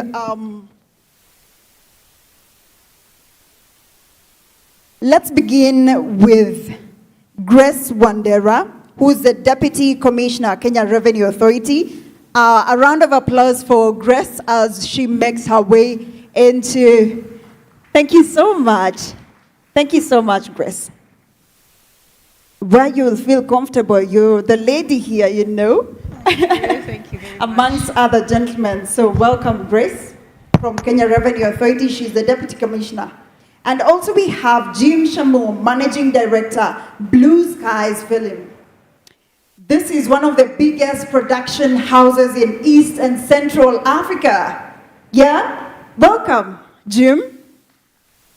We are truly honored to have you here today, please. Yes. At the farthest end, right there, Jim. Yes. Thank you. And then finally, we have Mike Mwiti, who is the Creative Director at Genesis Design Factory. Allow me to invite him here. A round of applause for Mike. Welcome, Mike. Thank you so much, ladies and gentlemen, for creating time to be with us today. Even Grace, as much as you're seated very close to me, I would not want to begin with you because Kiare,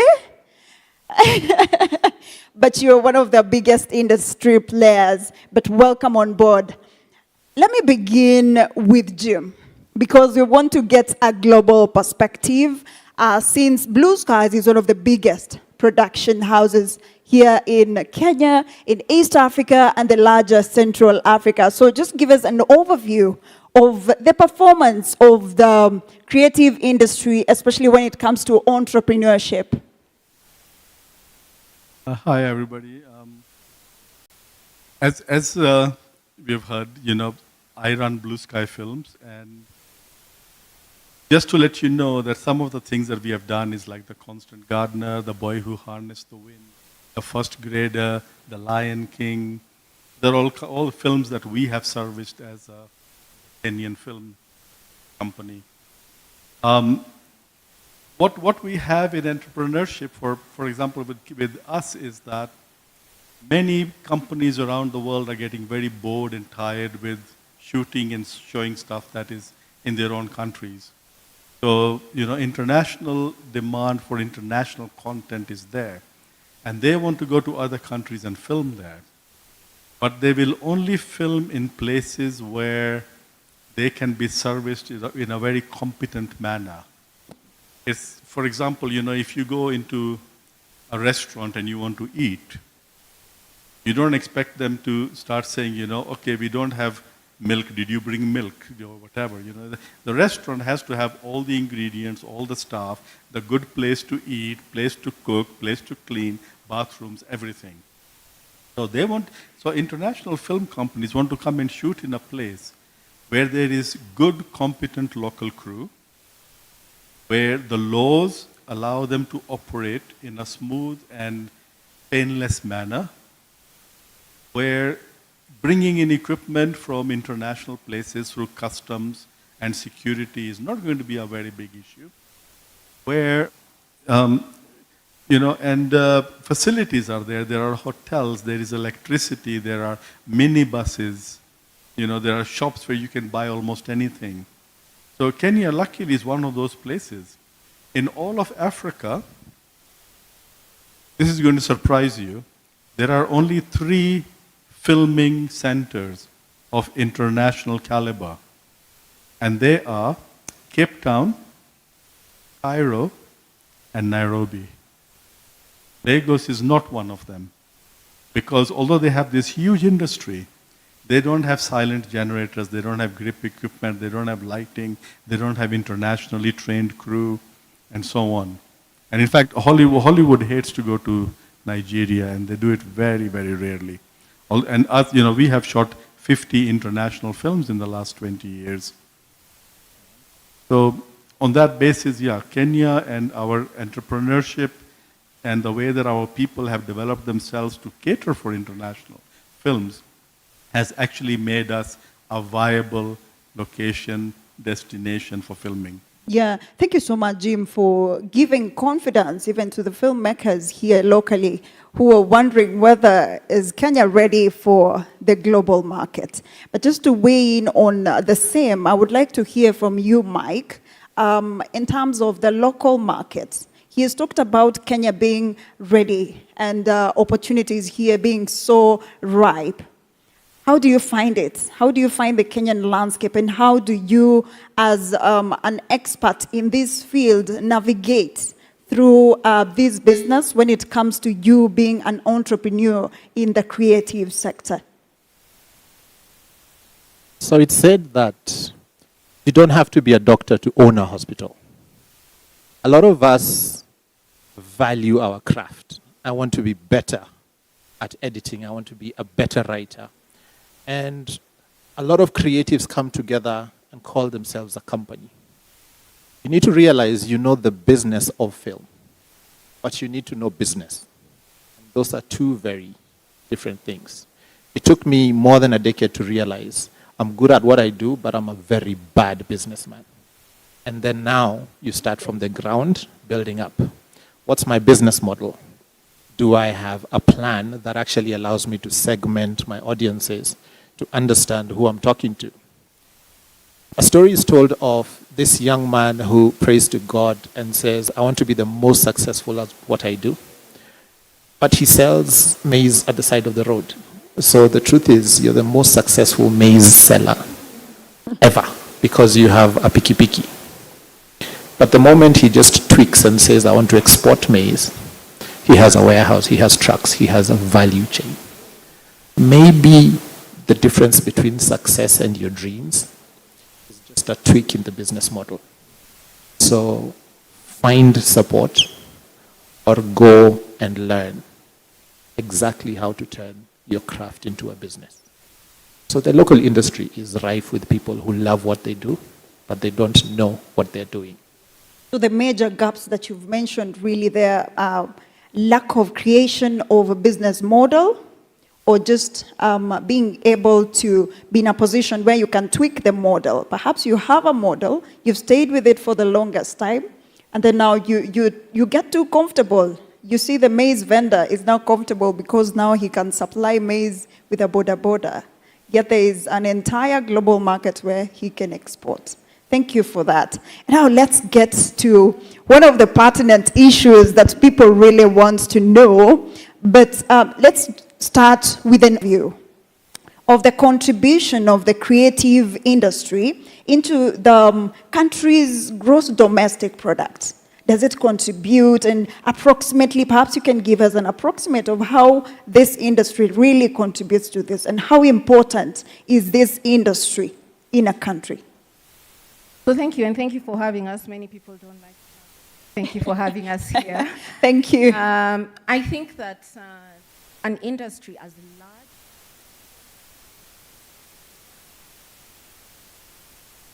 to a country's GDP. So it is said that the creative industry is about 5.3% of our GDP. And that's why you see KRA has an interest. That's a big number. That's a big number. It's bigger than fishing. Fishing is probably about 2%. Yes. So you, as creatives, that's what you're bringing to the table. So I think that's an industry where we are keen to give education. Yeah. We are keen to support, and I guess I'll be speaking about the support frameworks that are there in the future. And every country is keen on growing new industry because the traditional industries are truly dying out. I mean, not many of us want to be farmers exactly, yes?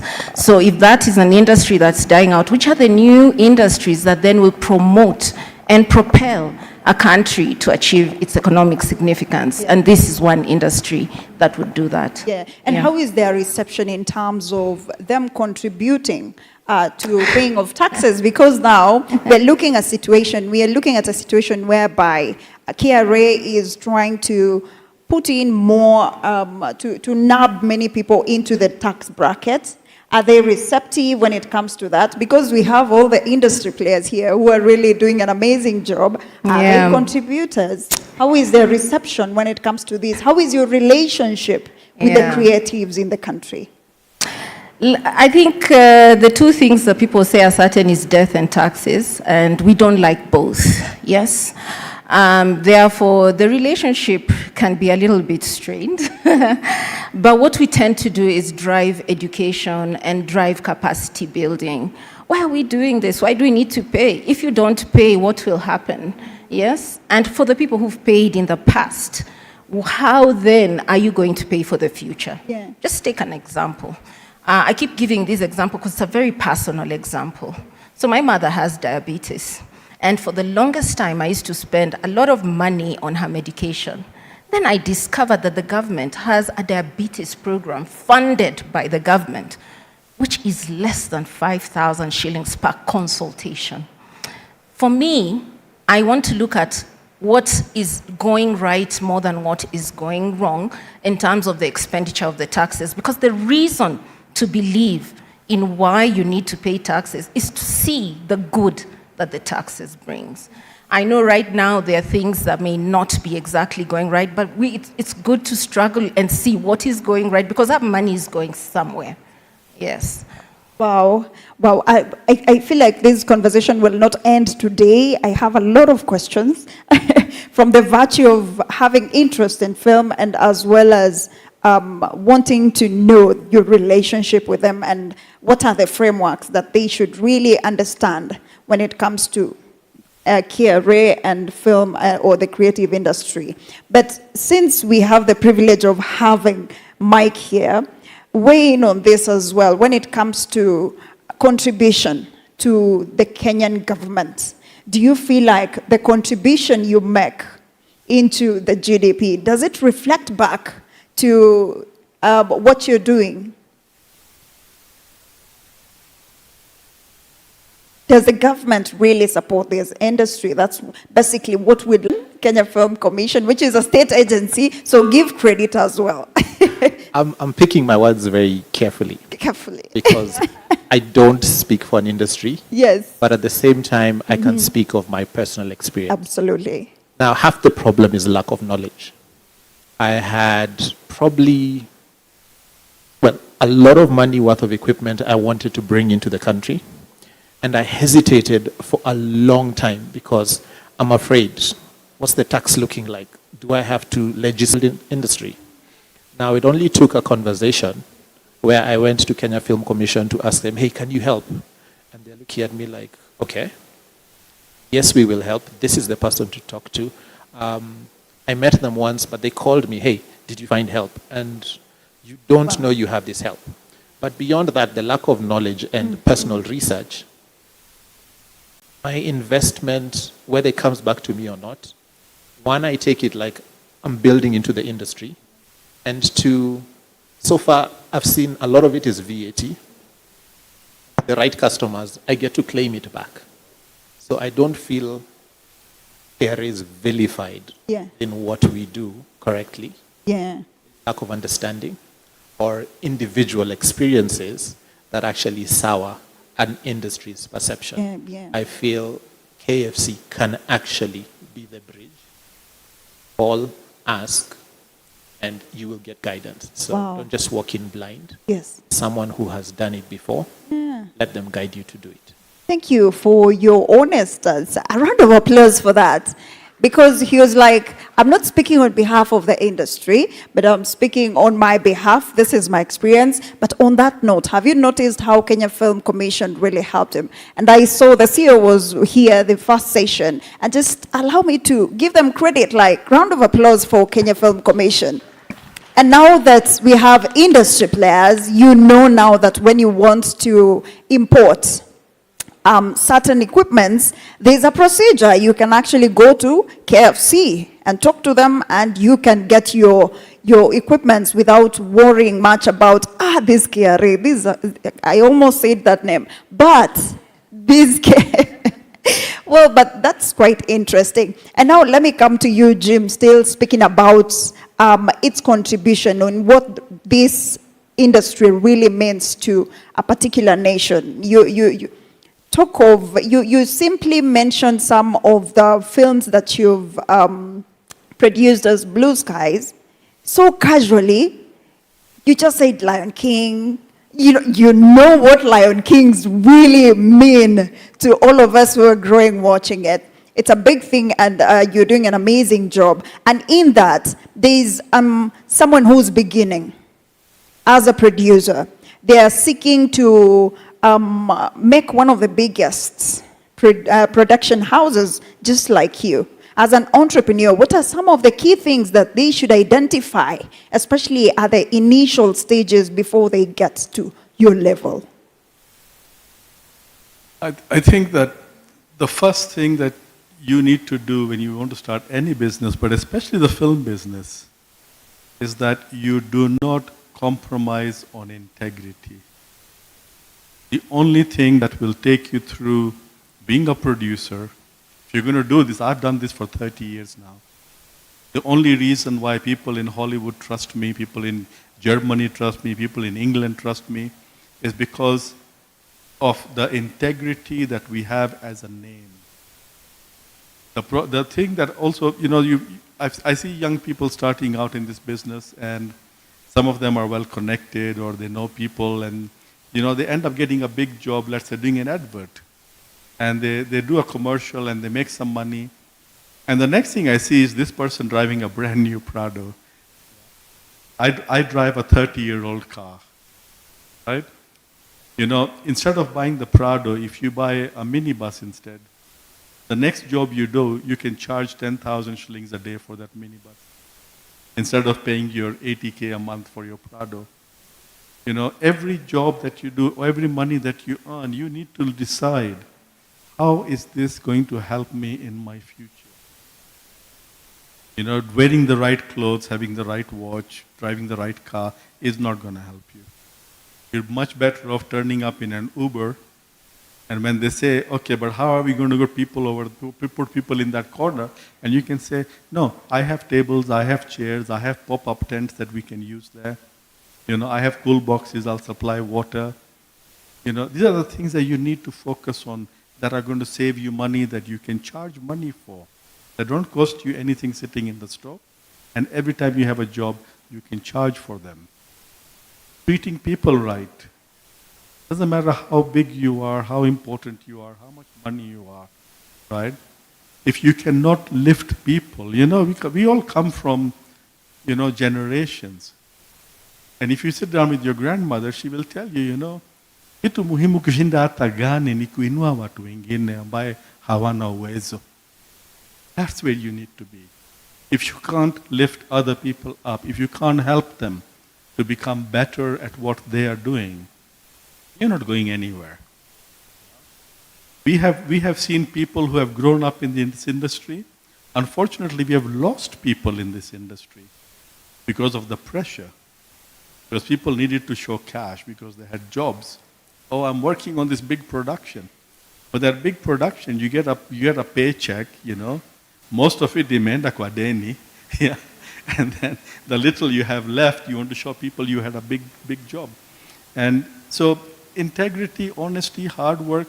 There is an old saying that says that people waiting for opportunity should realize right now that it sometimes comes disguised as hard work.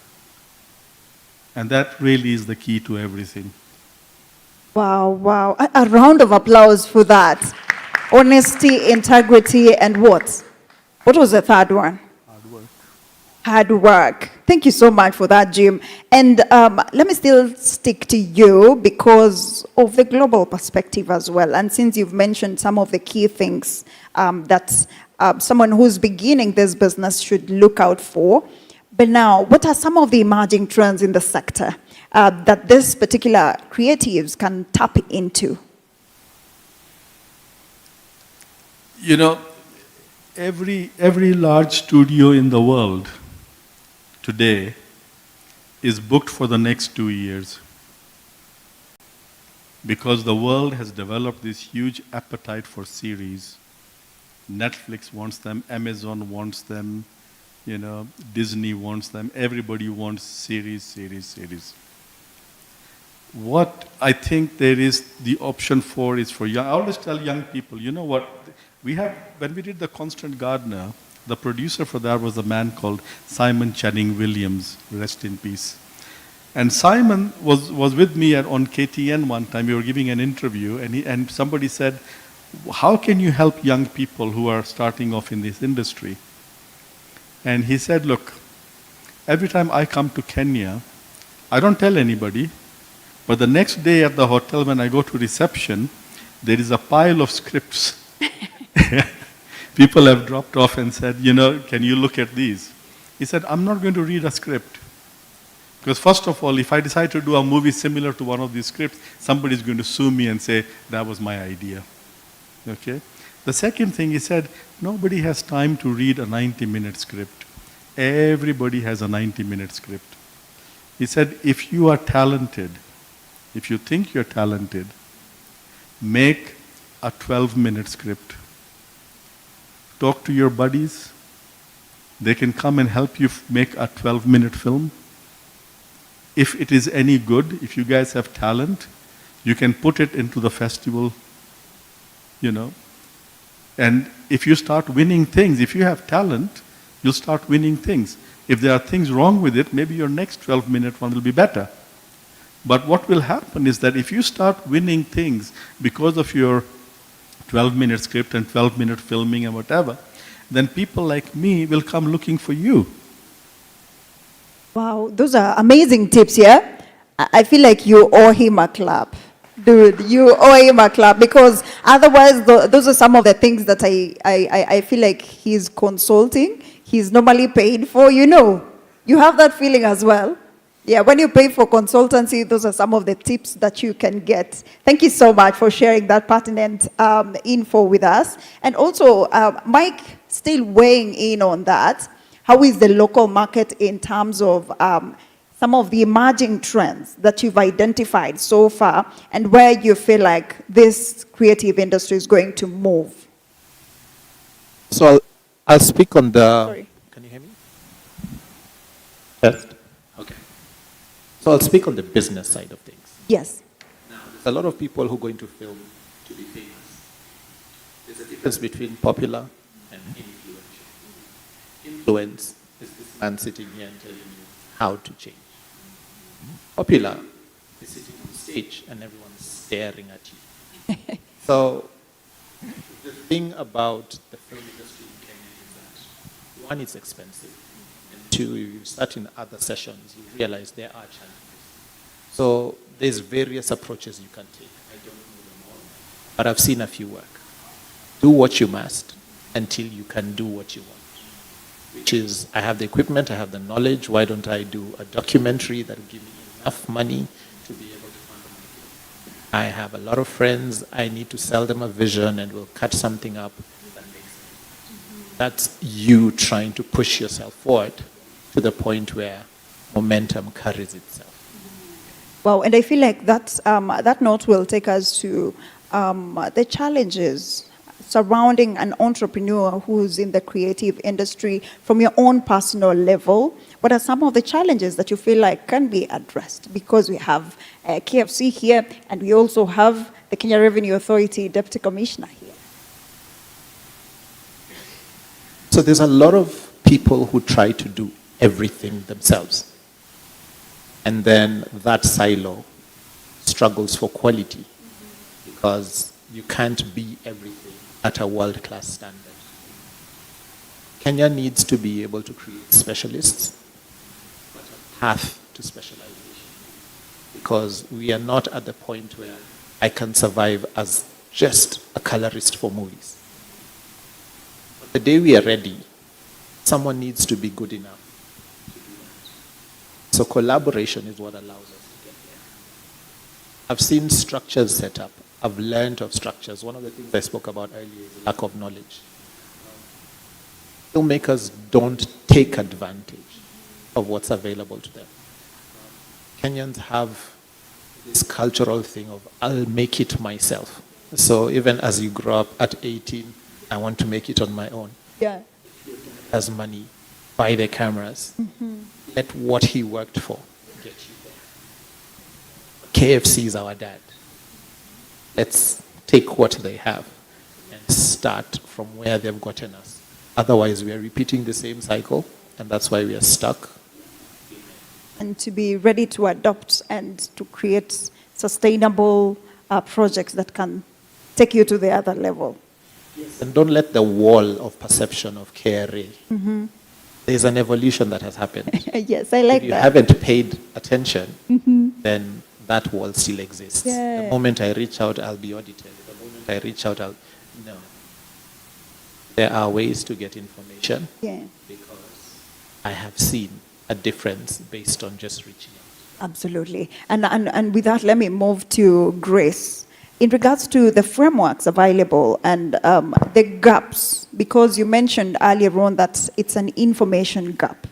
So what are some of the frameworks and what are some of the highlights that you would like to share today, especially to demystify this air that is in between? If I want to improve in business, I feel like KRA will come for me. But how can you create a level playing field for these people? Because one will feel like Jim is an international producer with the biggest production house, and I'm just a startup. Because the problem always boils down to there is someone who's beginning business with capital, and they will be taxed even without having gone to the other end. And now there's this producer who's making millions already, and we are taxed the same level, you know. So those disparities are some of the things that we'd like to hear from you.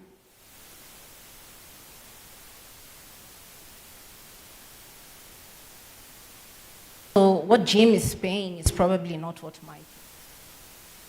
You could be a small producer. You could be in the band of, say, below 5 million.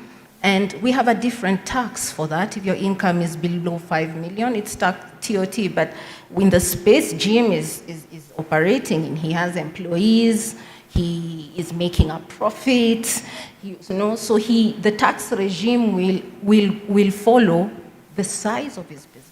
So it is not true that when you're small, you're taxed the same as a big person. We tax you where you are and according to the operations of your business. And that's why we have a stratified tax administration. Let me also just say, if I had the power, I would be like Mike, free tax for the next year, because you've spoken for us, yes. I don't have the power though. But as Mike has said, it's good to get information. Now, KFC is such a good partner. In government, when we have a nascent industry like yours, there are lots of frameworks and policies to support this industry. That's why the Kenya Film Commission is there. We don't give exemptions for everyone. the Kenya Film Commission enjoys the ability to have exemptions. And this is in the Act.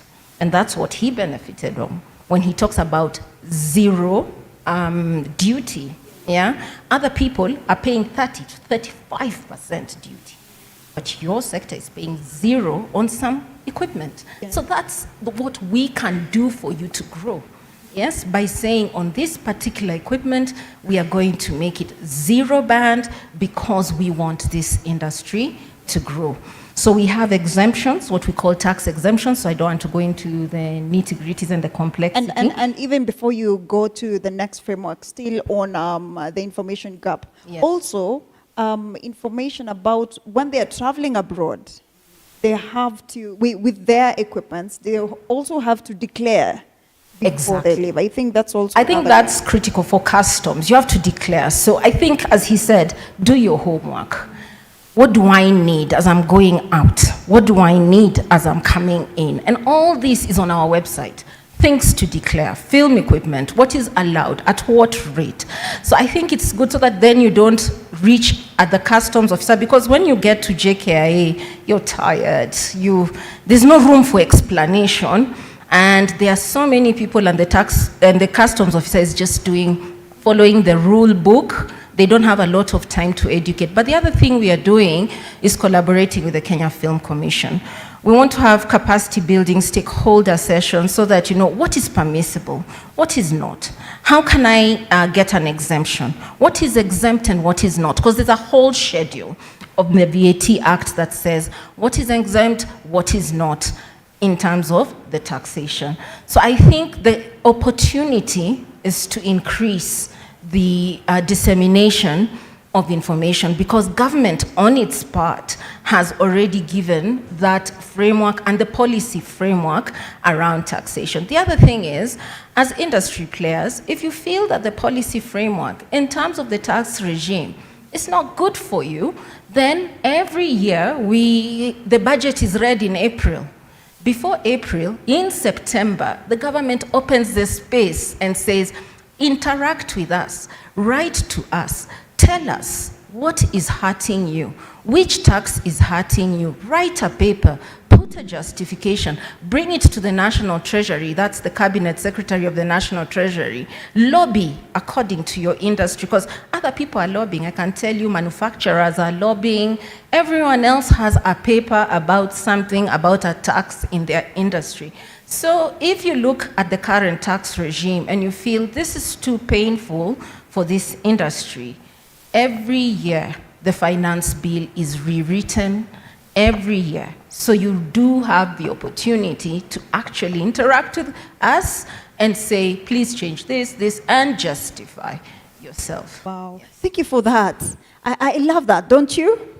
A round of applause for Grace. Grace, thank you. That is so important, because clearly there's always a gap in between. But I understand also KFC offers capacity building when it comes to that info, and in partnership with you guys. So since we have a few minutes remaining. Maybe just to add that, all right, you can get a license from KFC, isn't it, for tax matters. You can actually approach KFC, and once they give you the necessary documentation, then you bring that documentation to us. Yes. Oh, absolutely. So you can be a channel as well. Thank you, Grace, for that. Now, allow me to give you time to also engage my panelists. If you want to know more about KRA, it will be directed to Grace and also to Mike for the local industry here in Kenya, and we can engage as well, Jim. So where can we begin? Any question? Absolutely. Do we have a mobile mic? A roaming mic? Yes. So begin by introducing yourself briefly, and then tell us where your question is directed to.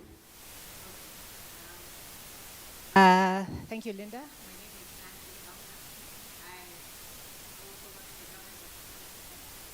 Kenya Institute for Public Policy Research and Analysis.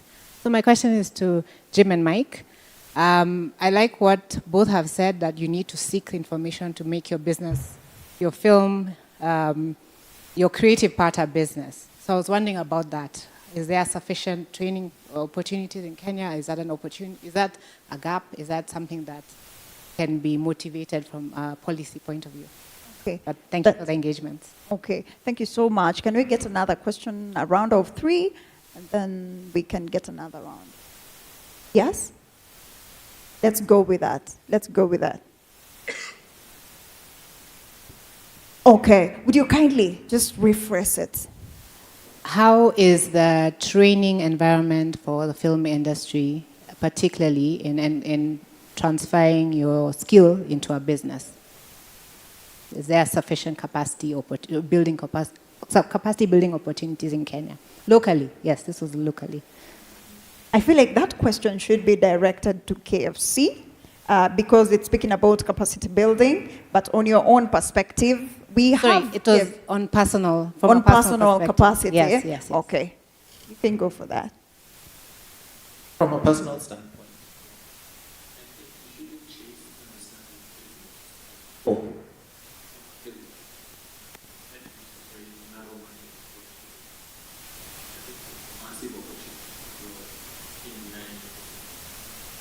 personally, last year,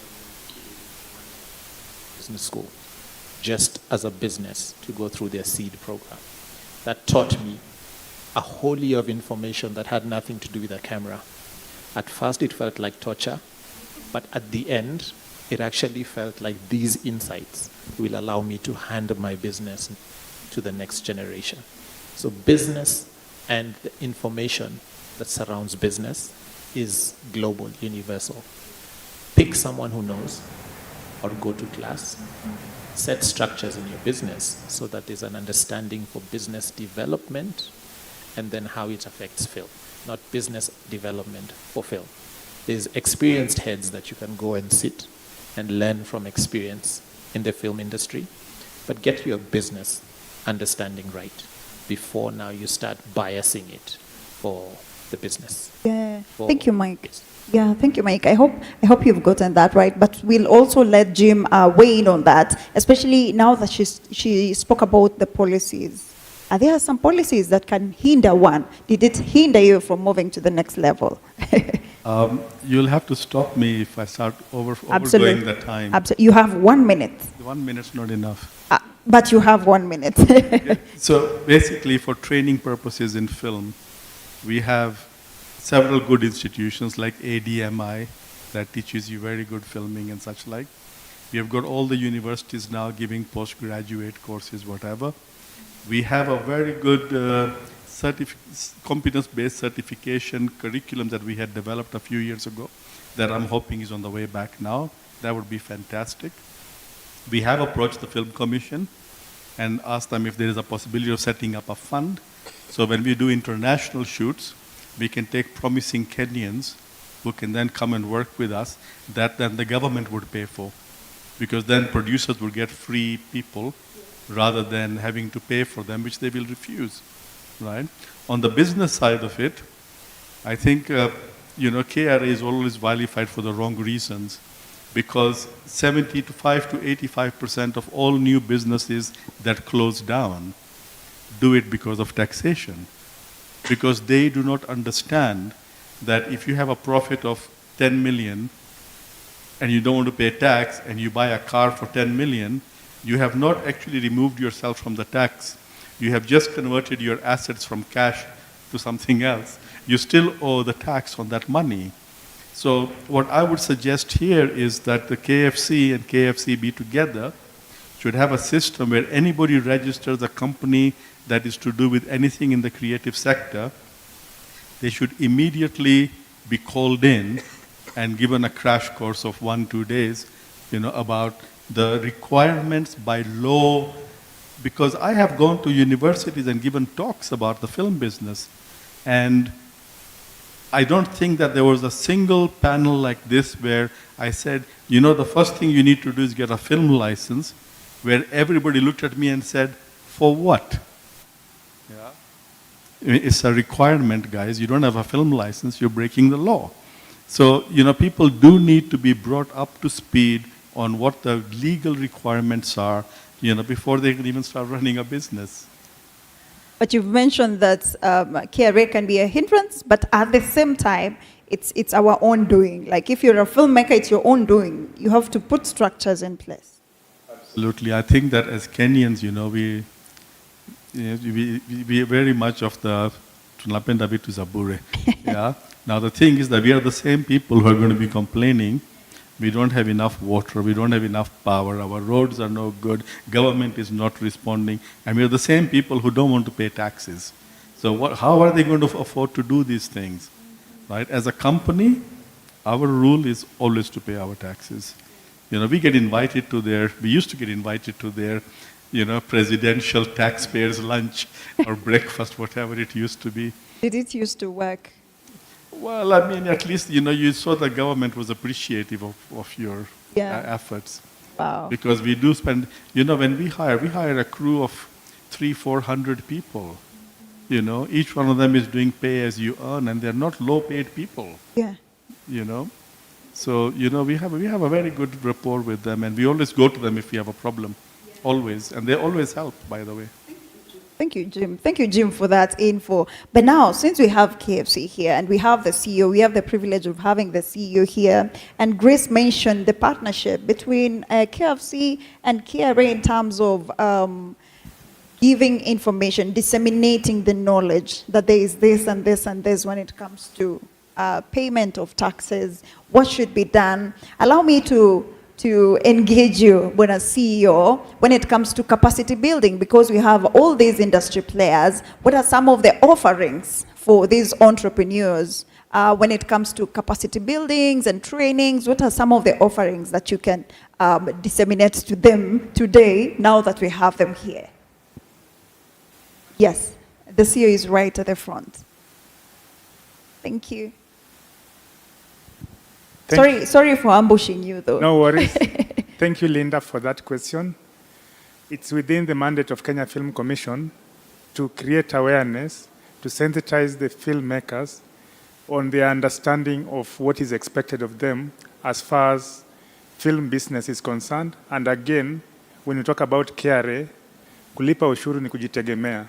So when you pay your taxes, basically you are contributing to your own business and also helping in growing our nation. So my commitment is that we will continue partnering with core government agencies to see to it that the information is out there and that you can be able to get all answers that you are looking for so that you are able to propel your business, but at the same time, comply with the tenets of the law of the land. Yes. Thank you for that. I would not even ask if there are sessions whereby you engage these industry players, because clearly this is one of the sessions that you get to engage with them. So any other question? I think as we proceed, yes, let it be understood that this is a continuous conversation. Yes. Just last week, we engaged the banks and insurance companies because we know they all have a role to play in the entire value chain. And this doesn't start and stop at KRA. We have issues of copyright, issues of intellectual property. We have issues of health, and so on and so forth. So there is a lot more that we have to engage together, collaborate, and see to it that we are actually moving in the same direction. Absolutely. Especially when it comes to intellectual property. I understand there's another session on AI and also how to register your businesses and why it is so important for you to register businesses. So as the CEO said, this is a continuous conversation that will be running throughout. It's just that this is the time that we have this session, but the conversation continues. So we still have some few minutes to go, so we can handle some few questions. Yes? Any question? Absolutely. We have a question right there. Any other, so that we can pick like 3? Right at the edge. So introduce yourself and tell us whom your question is directed to. Right there.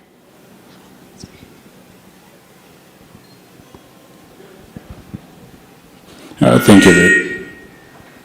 Thank you very much. My name is Duncan Baronio. I'm an actor. A question, this is to address KRA. The numbers are out. 2022, the FISA report spearheaded by KFC, that the contribution of film and broadcast is 0.4% of the GDP. This is 44.1 billion shillings.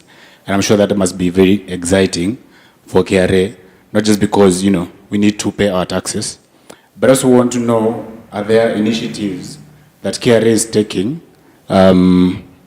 just so that as the industry grows, as it keeps on growing, because this is very small.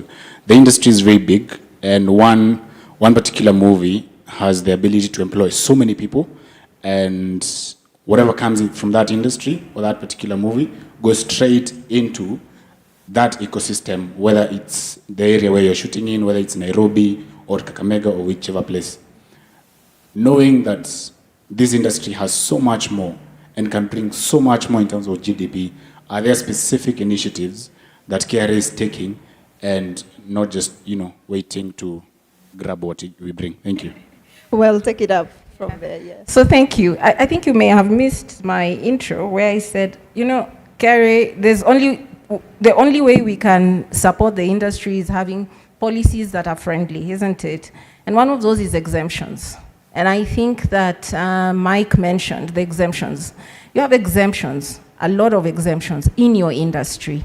That's the best way, because we realize, what do you need most? You need equipment to drive the industry. So that's where we plug in and say, for equipment, we will do X, Y, Z for this particular industry. So that's by far the biggest help we've given this particular industry. I think, again, the other thing that maybe I would like to say is that we want you to comply. We use the word complying because, you see, this regime, the tax regime we are in, is a self-assessment. You tell us, I earned X, we believe you, you pay the money. Yeah? But as Jim said, we will do an audit later, and I guess that's where the pain comes. Yes, that's where the pain now starts coming in, because we tend to, as he said, maybe as a culture, tunapenda vitu za bure.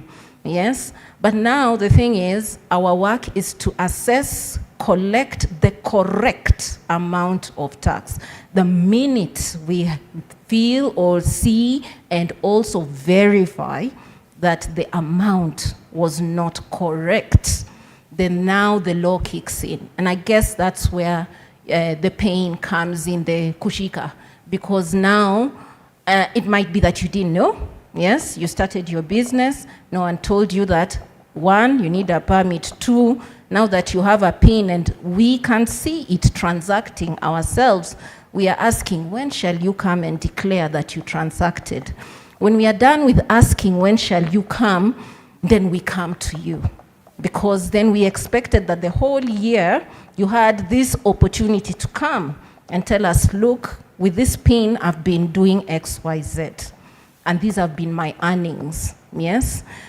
So I think that it's very critical that first we ensure that we are complying with the law, back to what Jim said, because taxation is about the law.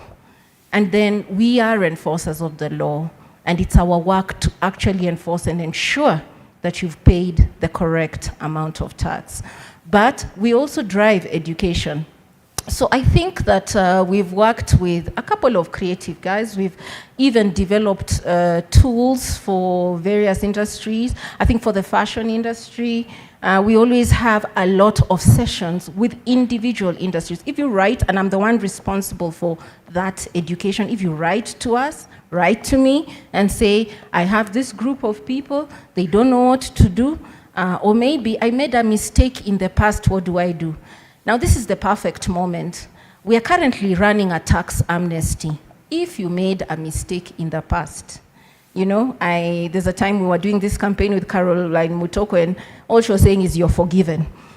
If you truly have made, you didn't know, you really didn't know, we have what we call a tax amnesty. You can come to us and we will ask you just to pay the principal. So the funny thing about taxation is we are assuming you know. The minute you don't pay, month 1, penalty, fine. Month 2, penalty, fine. It's just compounding.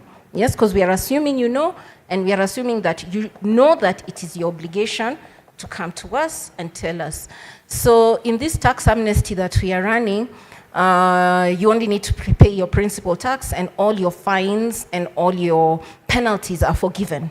Yeah, and it may not come about again soon. So if you've made an error, this is the time to really rectify that error. And if you're trading, we are becoming more and more digital. So right now we have what we call e-teams. Very soon you will not be able to supply someone without giving what we call an e-teams receipt.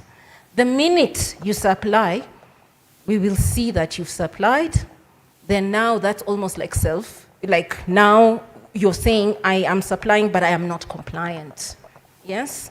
And it will make it very hard for you to trade because the other party will refuse to have your business without an e-teams receipt.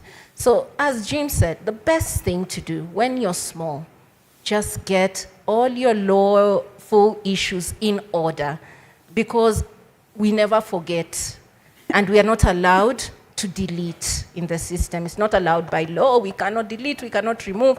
So even if I stop working at KRA 10 years later, we'll still hit you with a bill. So just make sure that you comply at the right time. And if you made a mistake, then we have payment plans. We can even do for you a payment schedule and say, okay, we understand you made a mistake. How much do you want to pay every month to rectify this mistake? But now, when in the process of rectifying, how long is the amnesty going to run for? So amnesties are issued by the National Treasury, which is the policy making, not really KRA. So this year, the amnesty closes on June 30th. They only have a few months to really make use of that amnesty. And we are taking payment plans. So if you really made an error, you walk in, say, I want a payment plan, I want to declare this, and you will be assisted to get your tax matter in place. And we also have individual account managers. We have an SME desk. Don't think we're only dealing with big people. We have an SME desk. If you feel I am an SME, come to the SME desk and we will help you where you are at your level of business. Wow, thank you so much, Grace, for that. Hey, you have so much grace. Amnesty. Thank you so much for that. Can we take one round of a question, just one question? Then we'll, oh, absolutely. Right here. Oh, we have two? Okay, let's have him and then we'll come to you. So we're coming to you actually. Good afternoon. My name is Victor from Kenya Film Classification Board. Mine essentially is not a question, but since you are understanding creative entrepreneurship, I think it's also very important because Mr. Shamun mentioned us. So I think there's a lot of interest. For local filmmakers, I think one of the ways that as a board we are trying to help develop the creative industry is that we removed the requirement for filmmakers to apply through film agents. So if you're a local filmmaker, right now you're enabled, you just registered with us as a local filmmaker, then you'll be able to submit your application. The reason why we did that, we realized that it was quite inhibiting for upcoming filmmakers to go through a film agent. Remember, if you go through a film agent, you have to pay some commission or some funds to them just for you to submit an application to us. So we decided that we're removing that requirement for a film agent. We only limit it to people who want to provide logistics for foreign filmmakers. If you're a local filmmaker, just apply through by yourself. Secondly, I would want to challenge filmmakers. We had the Creative Economy Bill. There was public participation. How many of you participated? How many of you? Today, we have the Affordable Housing Act, popularly known as the Housing Levy. How many of you have lobbied the government that as creatives, you are also considered that as they build houses, you also build cinema theaters? And it's unfortunate that today within Nairobi CBD, all the cinema theaters, other than the one run by KFCB, are closed. So as creatives, it's your time to also lobby government, to do the research, as Mr. Shamud had said, so that some of the things you'll say will also enable government in terms of defining the policy framework. So that's all I want to say. And welcome to KFCB. Asante sana. Wow, a round of applause for him because he has actually enlightened us. Myself, I wouldn't think of the affordable housing in that level, but that's an eye-opener. I hope it's something that most of the industry players would consider. Thank you so much. So can we have the last question? Hi, Hi. My name is Richie Mystery. I'm an upcoming filmmaker. I just had a question for Mike and Jim. Examining the film industry's treatment, especially for emerging talents, in that case, actors, filmmakers, directors, and people in post-production, fostering the inclusivity and diversity in the creative landscape. What, according to your own opinion, what is the films industry's promoting in diversity and inclusivity in terms of supporting emerging young talents? What are, in your opinion, systems in place to help those people in underrepresented backgrounds? Who would go first? Yes. And then just from your perspective in entrepreneurship, what is advice you'd give to young upcoming filmmakers? Wow, such a nice question. Who do we begin with? Let's begin with you, Mike, and then you will take it up, Jim, and also advice on an upcoming filmmaker. So let's begin, Mike. Within ownership of film companies and for those who are supporting young talent, inclusivity is one of the things that you can only pick what is available.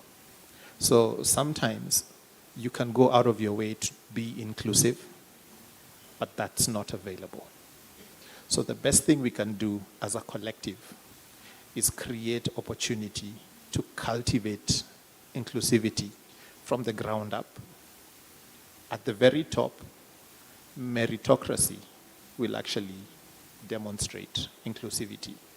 So instead of picking because someone is of a certain persuasion, train inclusively, grow. And then at that point, you can actually have very easy access to diversity or any sort of inclusivity that we're trying to cultivate. I think I'll let Jim answer and then I'll come back to the advice question. Okay, okay. Take it up, Jim. I think that filmmaking is actually one of the few things out there where inclusivity is automatically built in. I am not educated, okay? If you want a really good example of coming from nowhere, this is it. I come from a poor family. I was born in Isili Section 3.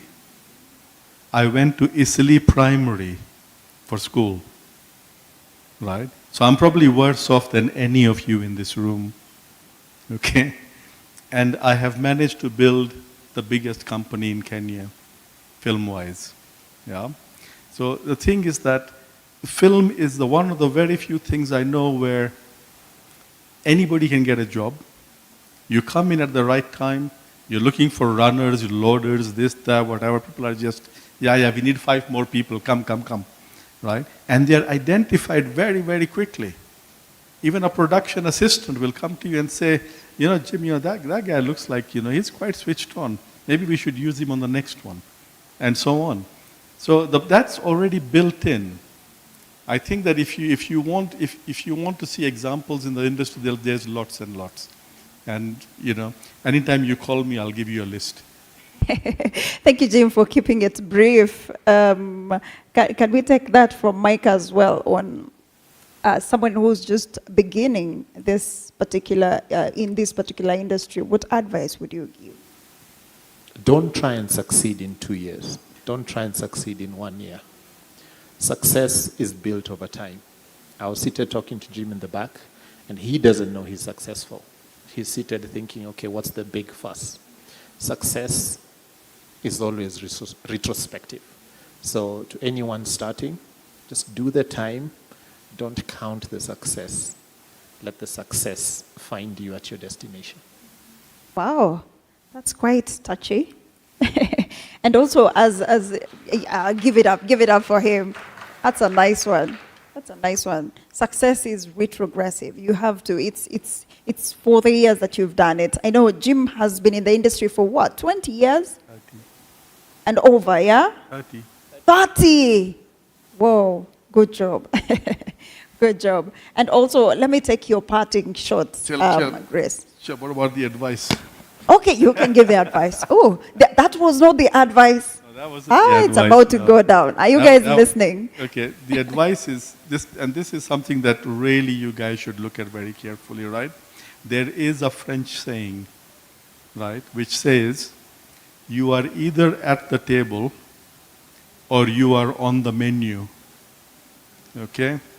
So you can either sit, when they call you to come and talk to them, go and talk to them. If you think something should be done differently, go and let them know it. Yeah? The number of times I have gone with the Kenya Film and TV Professionals or the Producer Guild or with KFC or wherever to the government and complained, you know what they have always told us? So we had the public participation. Na nyinyi mulikuwa wapi? Yeah? So if you're going to complain after you've tried something. Don't just sit at home and then say, angalia what. It doesn't work like that. Go and participate. Wow. Thank you, Jim, for that. A better round of applause, man. Thank you. Thank you for that. So let's take your parting shot as well, Grace.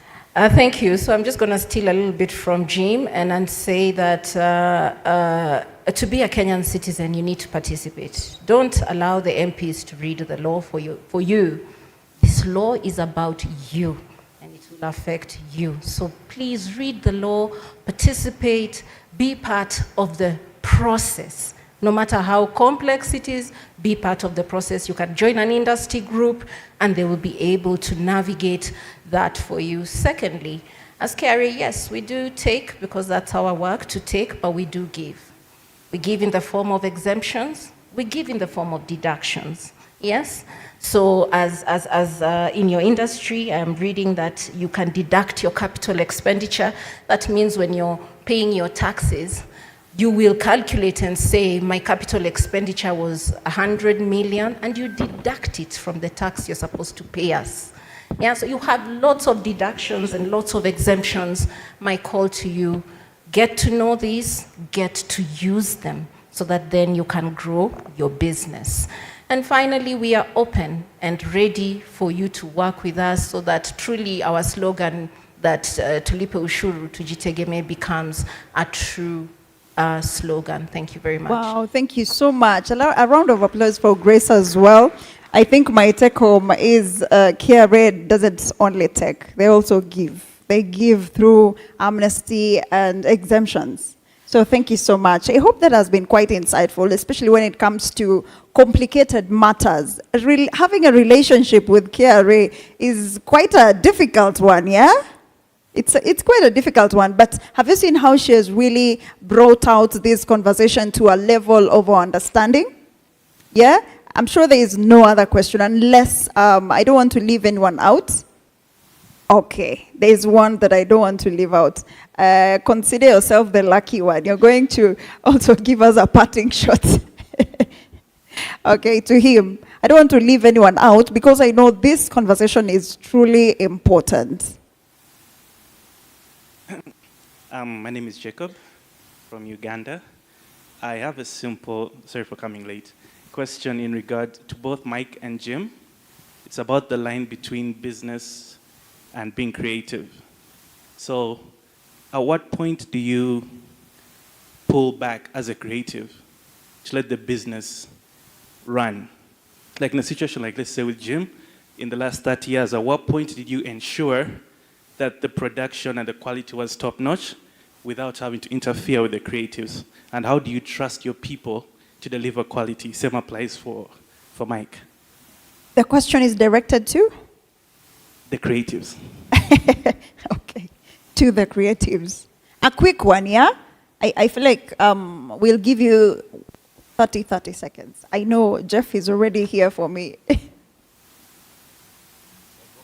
Yes, go first, Mike. 30 seconds, please. Make it brief. Okay, Jacob. I am having to fight the battle on whether to fire myself as managing director and stay a creative director. Sometimes, as a business owner, I have just robbed my company of a creative director. So there is no line.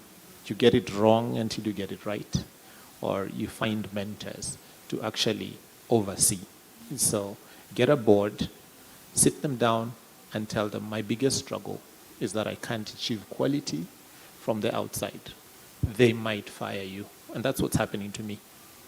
You get fired by your board, and you're told, go work in the company, find someone to work on the company. So either sacrifice your place, and I'll also say to KFC, let's make the film business attractive to those who are not in this film business. So if it's financially viable, business owners will throw money and say, hey, I don't know anything about this business, but here's money. I can see it can make money. There's no getting it right, Jacob. You fall until one day you ride the bike. Wow. Is that satisfactory? Yeah, absolutely. Thank you, Mike, for sharing that. And thank you didn't fire yourself. Jim, what do you think about that? Briefly. I've actually never been on the creative side. I'm up, I started as a runner, production assistant, coordinator, green man, transport manager, production manager, producer, and then I was MD of the company. And I actually, for the last, I think 3 or 4 years, I've actually not done anything. I have people who do things. And how you do that is that you hand over responsibility. People are coming up, you give them the stuff, they make some mistakes, they get better, you let them do the stuff. I can actually go on holiday now for 2 months and I know that my company is going to run fine. People there are very responsible and they do the thing properly. There is an old saying, again, I know I'm full of these old sayings, right? Where somebody once said, my father told me, listen to me, I have 25 years experience. But he didn't have that. What he had, in fact, was 1 year's experience repeated 25 times. So you don't want to make that mistake in business. You don't want to be micromanaging and then 10 years later you realize that you've been micromanaging again for the last 10 years without actually moving forward at all. These things are hard to do, but you just have to trust people and take your chances. Thank you, thank you, thank you. Thank you so much, my esteemed panelists. I've had an amazing conversation. How do you feel? Empowered, yeah? So with me has been Grace Wandera, who's the Deputy Commissioner for Kenya Revenue Authority, KRA. Thank you so much, Grace. A round of applause for Grace. Thank you so much. That has been quite insightful. Then we have Mike Mwiti, who is the Managing Director. Is that mine? Sorry, is it? Yeah. Okay. Then you have Mike Mwiti, who is the Genesis Design Factory Limited Managing Director. Thank you so much, Mike. Thank you so much. We're truly honored to have you. And hey, Jim, thank you so much for creating time to speak to the creatives today. Thank you for the knowledge you've shared, for your over 30 years knowledge that you've shared with us. Thank you so much. Blue Skies Managing Director, thank you so much. And thank you for being part of this conversation today. We truly appreciate your patience and your questions. I hope some of the questions that you had when you're getting in here have been answered. Yeah? So thank you so much. We truly appreciate you and enjoy the rest of the Kalasha Festival. Yeah? Thank you so much. My name is Linda Koskei. Thank you, Linda. A round of applause for the entire panel. Great insights right there. Before you leave, we have our customary photo. There's a gentleman at the back who's raising his hand. We shall look into that particular camera lens and smile like we're up to date with our tax returns. There you go. Very nice. Are we good? Fantastic. Okay, thank you so much.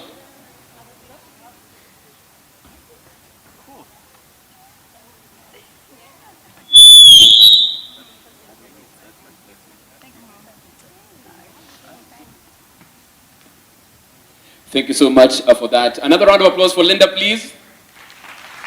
very skillfully navigating that particular conversation. Thank you so much for your time. This is when we take our lunch break. When we're back after lunch, we are looking into matters AI and filmmaking. Really dicey issue right there. What happens is the machine taking over our space, that and also mental health. No one's discussing the pressure of being a creative and making money from your creation. I can see somebody nodding like, no one is talking about it. Yes, that conversation in the afternoon. So we take half an hour's lunch break, give or take. Should be back at 2 when we start our conversation around artificial intelligence and filmmaking. See you then. Have a great lunch. Bye-bye.